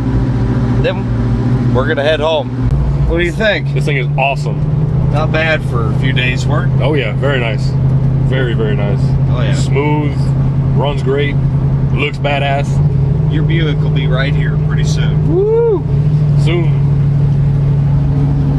I tried to talk Johan into starting a YouTube channel. He's got one, but he's only got one video. Just one. But I think you could do it, dude. I mean, you got the car, you got the skill. Thank you. Just do it. I'm gonna give it a shot. Do it. I appreciate Yes. it. Yes, sir. Thank you. Johan's Motors. I don't know. What is the name of it? Reboot Rust Garage. Reboot Rust Garage. I like that. Bye-bye. Bye-bye. Bye-bye. Bye-bye. See you soon. Besito? Oh, Oh, qué linda. caught it. Thank you. Thank you guys for Absolutely. everything. Our pleasure. I owe you. No. No. You come to Missouri. Absolutely. We'll have fun. Yeah. Oh yeah. Bye, Josie. Bye. Bye. Bye, Dalton. All right, baby, you be good to me, and I will be good to you. It's been a long-ass week. I'm tired. Just what I always like to do when I'm doing this kind of thing is I want to get the car as ready as possible. You know, I'm very proactive about stuff, and I end up fixing stuff I don't necessarily need to fix, but that's okay. I just hope we fixed enough on this one, because we have a long drive ahead of us. And yes, we do have the Burb following us. Jess is driving the Burb, and it's full of parts and tools and everything. Mostly parts we picked up with the car. But yeah, I'm making sure this car gets home. This is leaving it somewhere is not an option. I gotta take her home. It just made sense to drive the Burb. There's a good possibility that the 32-year-old Suburban could fail too. So we're rolling the dice twice here. I was trying to make Gulf Shores, Alabama tonight. I don't know if that's going to happen, but we'll go as far as we can. I want to get to a damn beach. We came to Florida and I ain't seen a beach yet. We made it about 45 minutes. I took a short video. Jess saw this back tire wobbling, so I took a video of it. It was wobbling. Not 100% sure why, but I put a wrench on the axle flange nuts, and maybe it's possible this side didn't get tightened. I got like 2 full turns on it by hand. So I'm gonna pull all this apart and just hit it with an impact.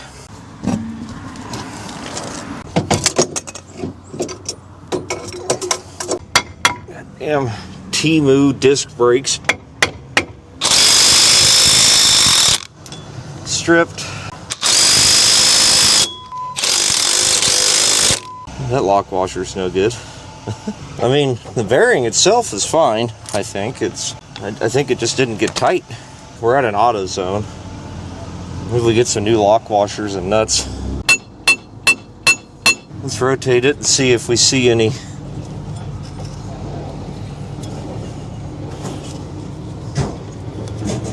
Doesn't look bent. I think it's alright. New lock washers, new nuts.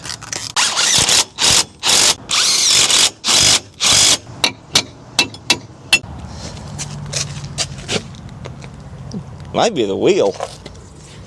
That was loose, but I don't know. Alright, maybe the curse isn't broken yet. That may have been nothing, but at least we looked at it. Here's my plan.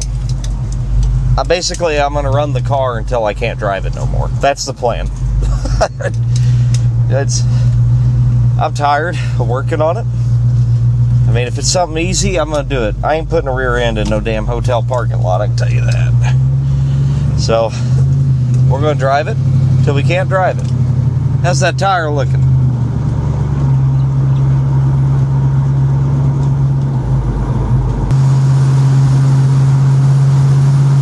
Well, I think it is better. I have no proof of that, but I think it's better. It sure is pretty down here, though. I always like to take the 2 lanes if I can, and this is a good excuse to do it.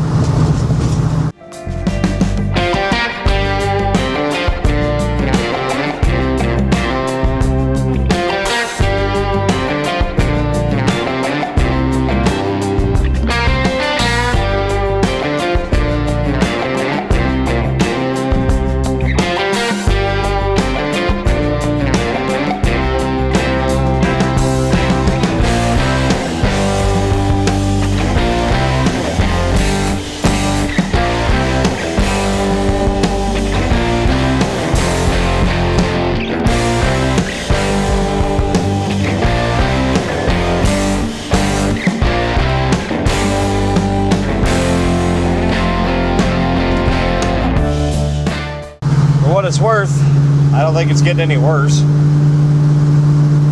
I don't think it's getting any better, but I don't think it's getting any worse, and that's okay. It's cutting out pretty good. If I get into like just this one particular throttle spot, it hates it.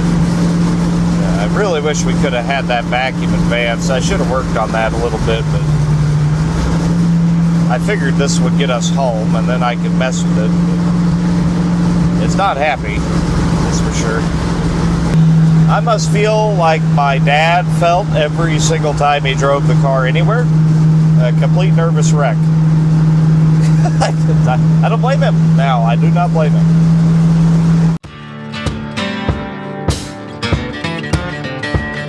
I just drove through an area that smelled like smoke real bad. Am I the only one that when I smell fire and I'm in one of my cars, I'm like, oh no, what now? Every time, it doesn't matter. It doesn't even matter what car, I just assume it's on fire.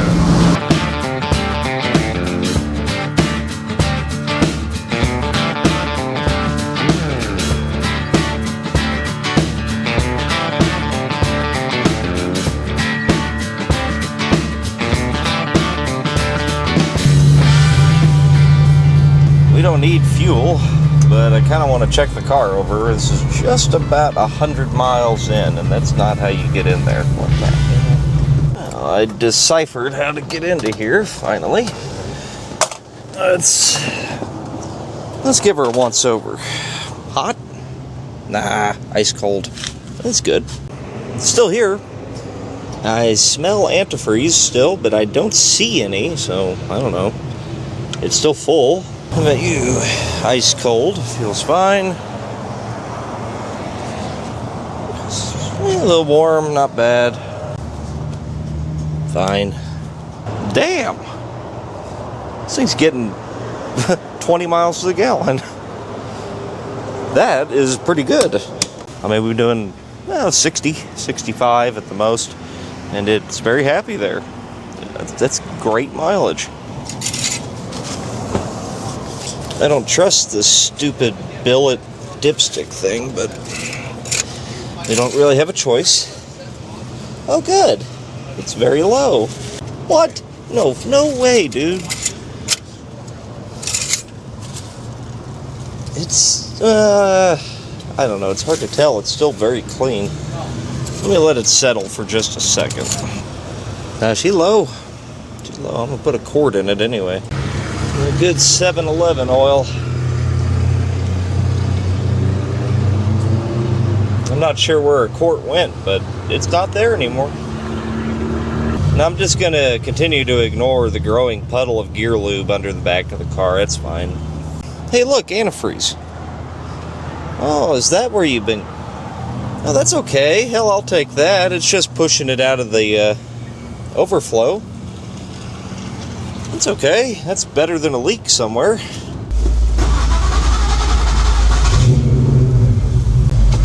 Yeah.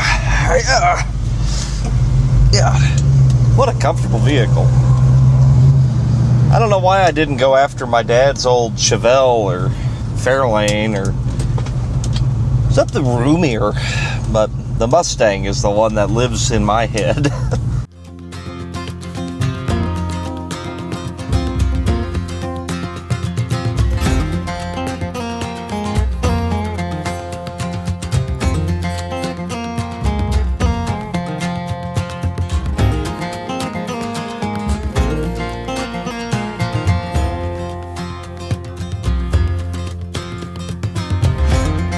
I've been having a conversation with this car off camera, you know, I mean, I didn't want to embarrass it. We come to an understanding, and she's gonna cooperate, I think, and, you know, I promise. She's going home, you know, and as I drive it, I feel that the car and I are getting to know each other again a little better. The seat fits a little better, kind of wraps around you. The 289 is just running a little bit smoother. You know, the exhaust is just a little bit more rumbly. And sometimes you just got to talk to them a little bit, get to know them again, you know, especially when they've been gone for a while. She's been neglected severely, and it's understandable why she might throw a tantrum here and there, but it's all right, Mustang, it really is. You'll be all right. You are safe forever.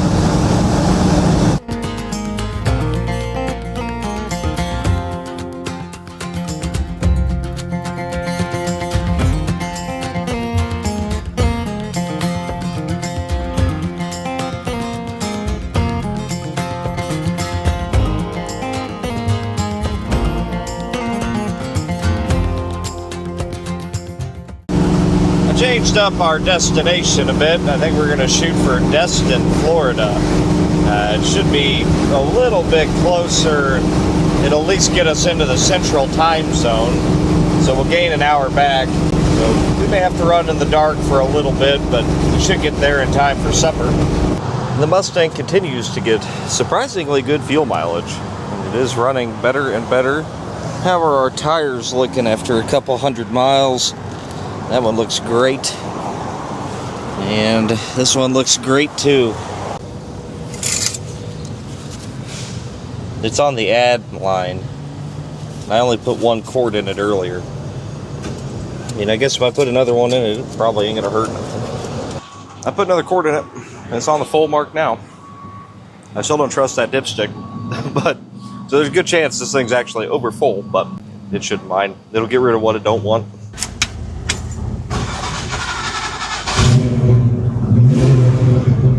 This rather large piece of duct tape just flew out from under the dash, and now I have a nice breeze on my legs.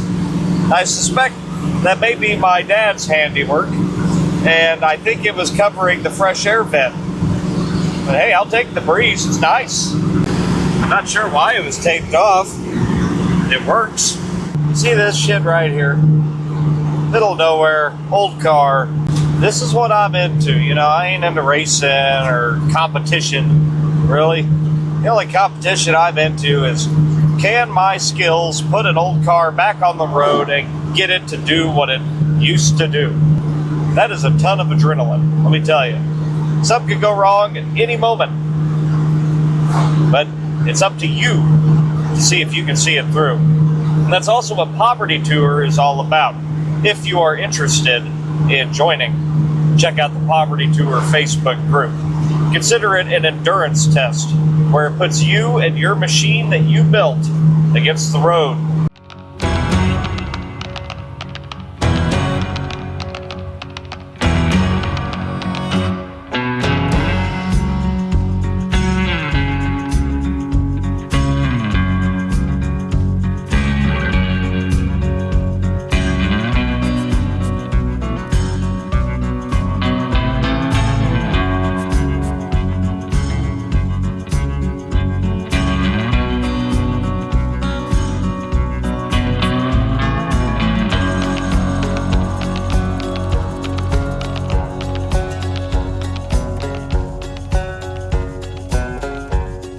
that a storm? Gosh, I would go to the beach when a storm is there.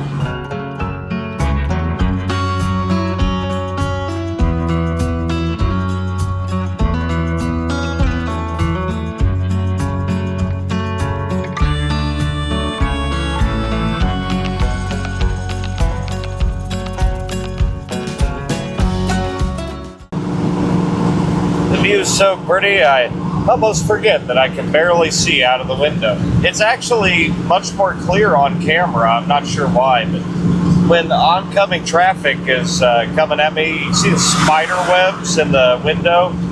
It's all wind scratched all to hell. And holy crap, Florida drivers are insane, dude. I am currently doing 5 over, pretty steady, and yeah, that's not fast enough. Better pass like 3 cars. My God. But yeah, when the old windows get scratched up, they are horrible to look out of at night, especially with these modern cars and their stupid LED headlights. But look at that view. It's hard to be upset. Well, this sucks. The driver's side windshield wiper is about 67% useless. The passenger side one works great though, so maybe I'll just start sitting over there. Just kind of dumps a bunch of rain and then it stops for a while. I mean, again, I'm gonna take my wins where I can take them, you know? I mean, it's not raining currently, and that's a blessing. We've got 80 miles to Fort Walton Beach. Just a little past Destin. Figured that'd be a good place to hang out for the evening. Maybe tomorrow too, I don't know. I am pretty tired. I'm not gonna lie to you guys. Sitting on a beach for a couple of days and having a couple of beers, that sounds pretty tempting.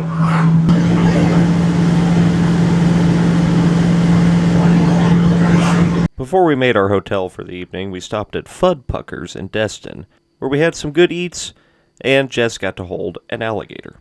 That's right, baby. Holiday Inn. Yes.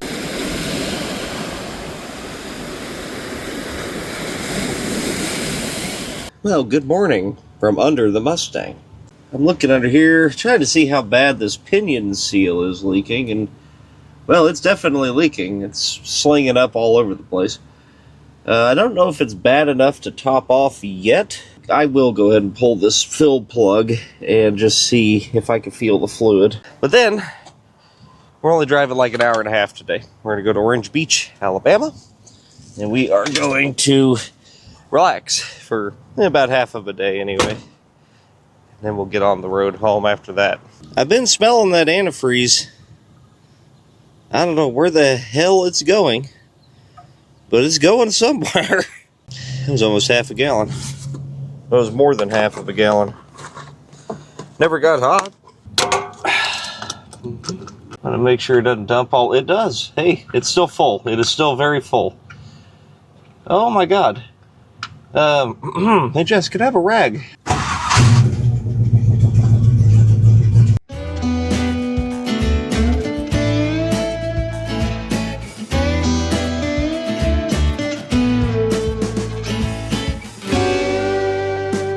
Doing good so far today. It's happy. I think the closer we get to home, it knows it, you know?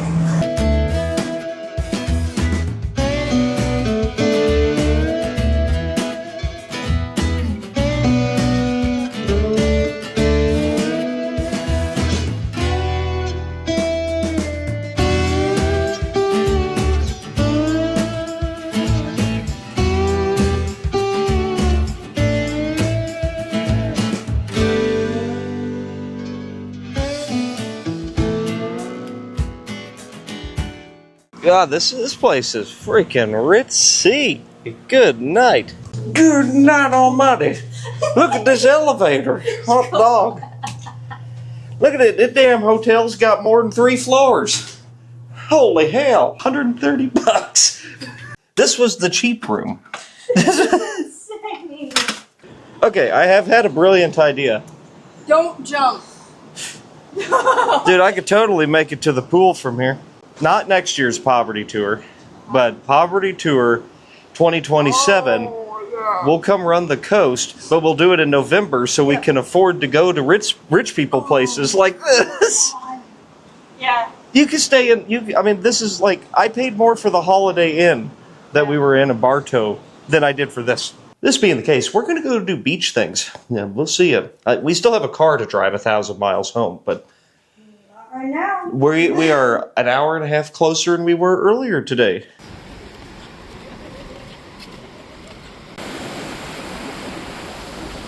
Swordfish, blackened. Snow crab legs. They don't come out of the Gulf, but I don't care. And the Gulf.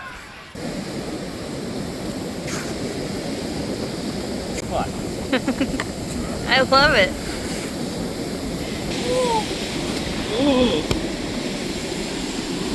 Oh. Yes. We're good at this. Yeah, that's a great castle. We're ready to go. It turned freaking cold here today. Yeah, it's like 45 or something like that. I mean, that's pretty cold when you got used to being on the beach for 2 days. So it's time to leave. Let's go home. It's 13 hours and change back to Missouri. We ain't gonna make it one day, but if we can get close tonight, it is Thanksgiving. That's gonna throw another wrench into things. A little cold-blooded.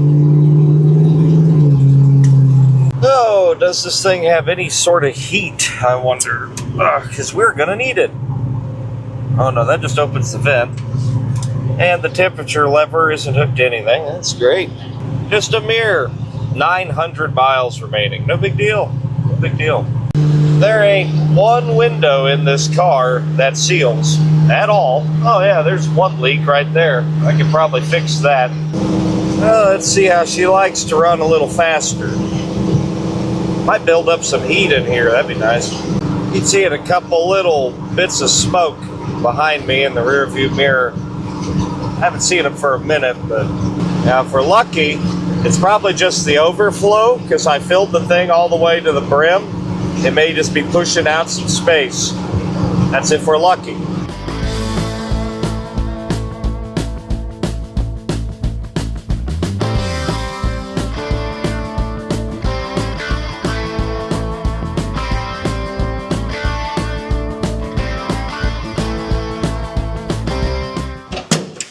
Oh, before we get out in the middle of nowhere, let's see what's going on. Oh, okay. It is. It's just the overflow. I'm just going to go ahead and say it's fine.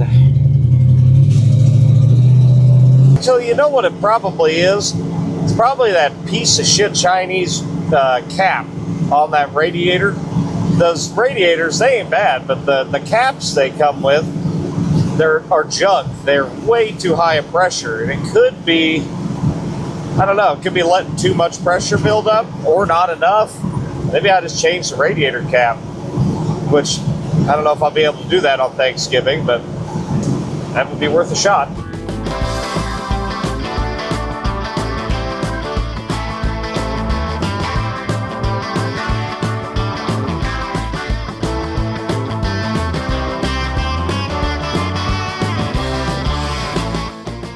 Well, we've done just about 200 miles, 11.3 gallons, so that makes, what, 17-ish miles to the gallon? Also been running quite a bit faster, 70, 75 instead, and that's still respectable. That's good mileage. We had us a Thanksgiving lunch at the Whataburger. It's pretty good. I'm back on the road. What? Oops, port button fell off. It'll happen. These are almost roads, Mississippi. You got so close. I mean, they are technically asphalt.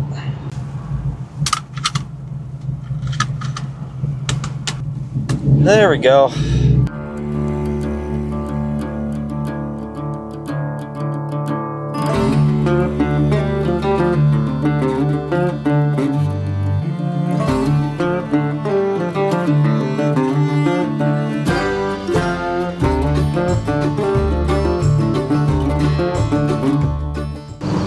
sun is catching up to us. That Mustang's doing all right.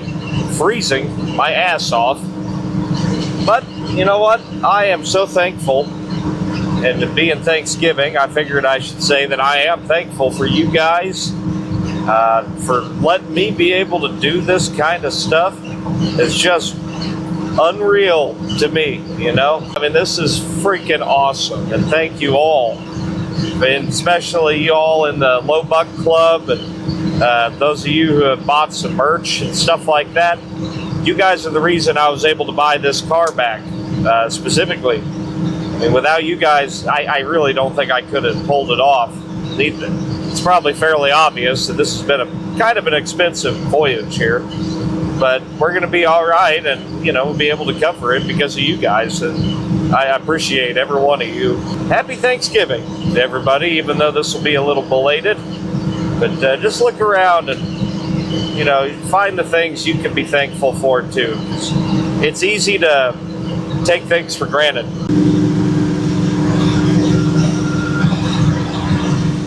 And I am frozen. Oh my God, my feet are so cold. The rest of me's okay, but so much air gets in through that firewall. I can't feel nothing. I got nothing to bitch about. The old thing's doing pretty good. Yes, we'll have a real American Thanksgiving. This is the best Thanksgiving supper I've ever had. Nothing like tempting fate at your local Chinese buffet. Well, it's winter. God. Oh boy. This is not going to be a fun drive home. No defrost, no heat. Oh, weird. We're very low. Only half of a gallon missing. We'll put a new cap on it. I'm going to go with the 16 pounder. So maybe it'll keep it in there better.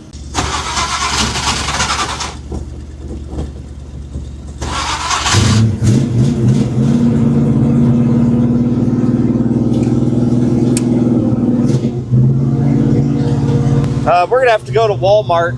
It's right next door, and get a some kind of heater or something, and a blanket, or I'm probably going to die over the next 300 miles. Blankie, headwear, gloves, socks. Yes, this is a nice blanket, and I suppose I needed some new gloves anyway. They'll keep you pretty warm. Actually, those are nice. I've never had nice socks before. Perfect. Yeah. All right. Present situation. Comfortable. Not bad.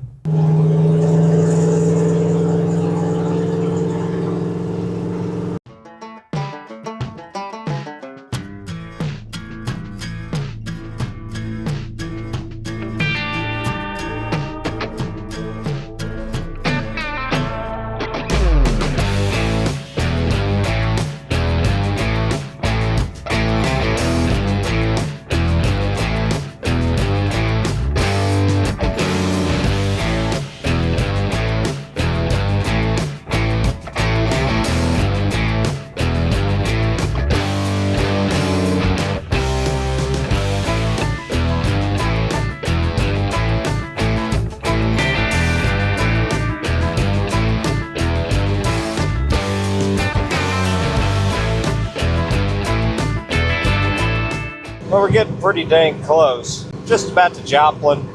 That puts us just under 2 hours from home. But there's one place I got to stop down here before we head home.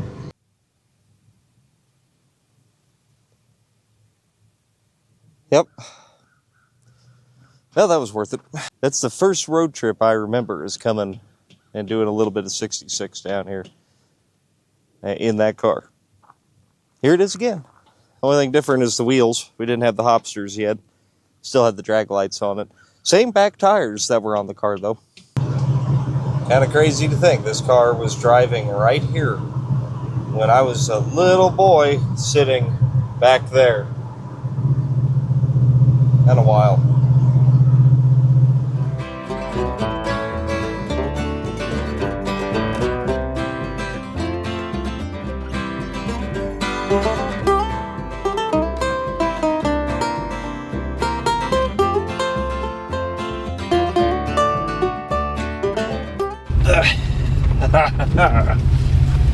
Now, this isn't its original home, but its original owner.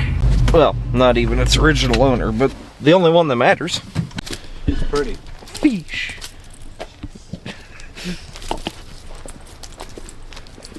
It looks pretty much the same, except for the hood. And now it's got raised white letters. But other than that, it's the same. Those wheels even look great. It's identical. Yep. Just the hood. I like the hood. Yeah. They did a pretty good job with that. Hey, I can't even imagine trying to match those flames. It's held up so. It's. Well, I mean, this is just a cool driver. Oh, I love the interior. Yeah. I think the seats are the same. Seats are, definitely. Yeah, because there's hardly anything in there. That's what my back has been telling me. Yeah, those are the same seats. But I like the console and the deluxe door panels. This I love big that. upgrade. You have to lose those window cranks. Those are horrid. And the headliner, I think it still has the same red duct tape. The tape right here. Yeah. I've seen that in that one picture. Those were mouse holes. That's the power turf where we went. Yeah, 2002. That's the sticker that we put on there from 2002. When they stopped in at the stadiums. Yeah, we were like the only Ford. It's incredible. Oh, somebody dropped a baseball on it. Mm-hmm. That's a paintless dent removal. That, and then the roof where the hood come up. Yeah. Get those fixed, and I'm fine with the rest of the car. It ain't that. Yeah. Oh, that's awesome. I can't believe this paint is held up that good. That's fantastic. And I mean, this is a radiator shop paint job.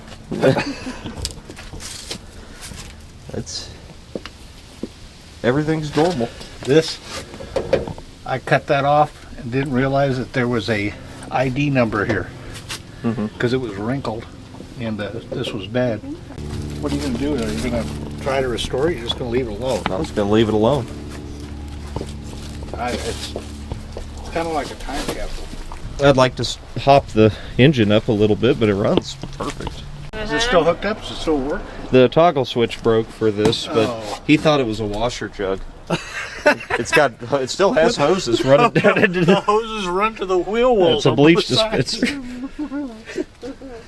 It's a bleach dispenser. After a delicious leftover Thanksgiving dinner, finally headed home, and with JD.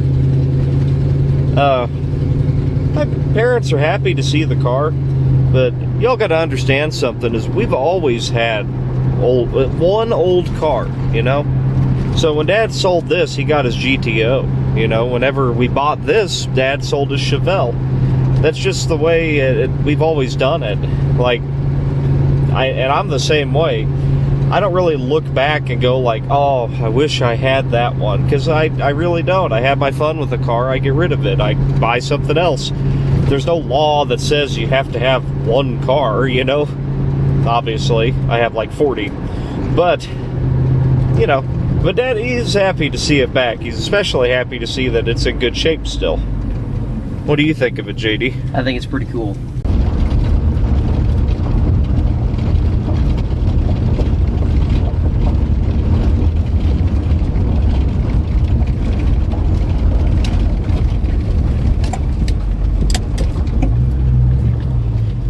Home. Alright.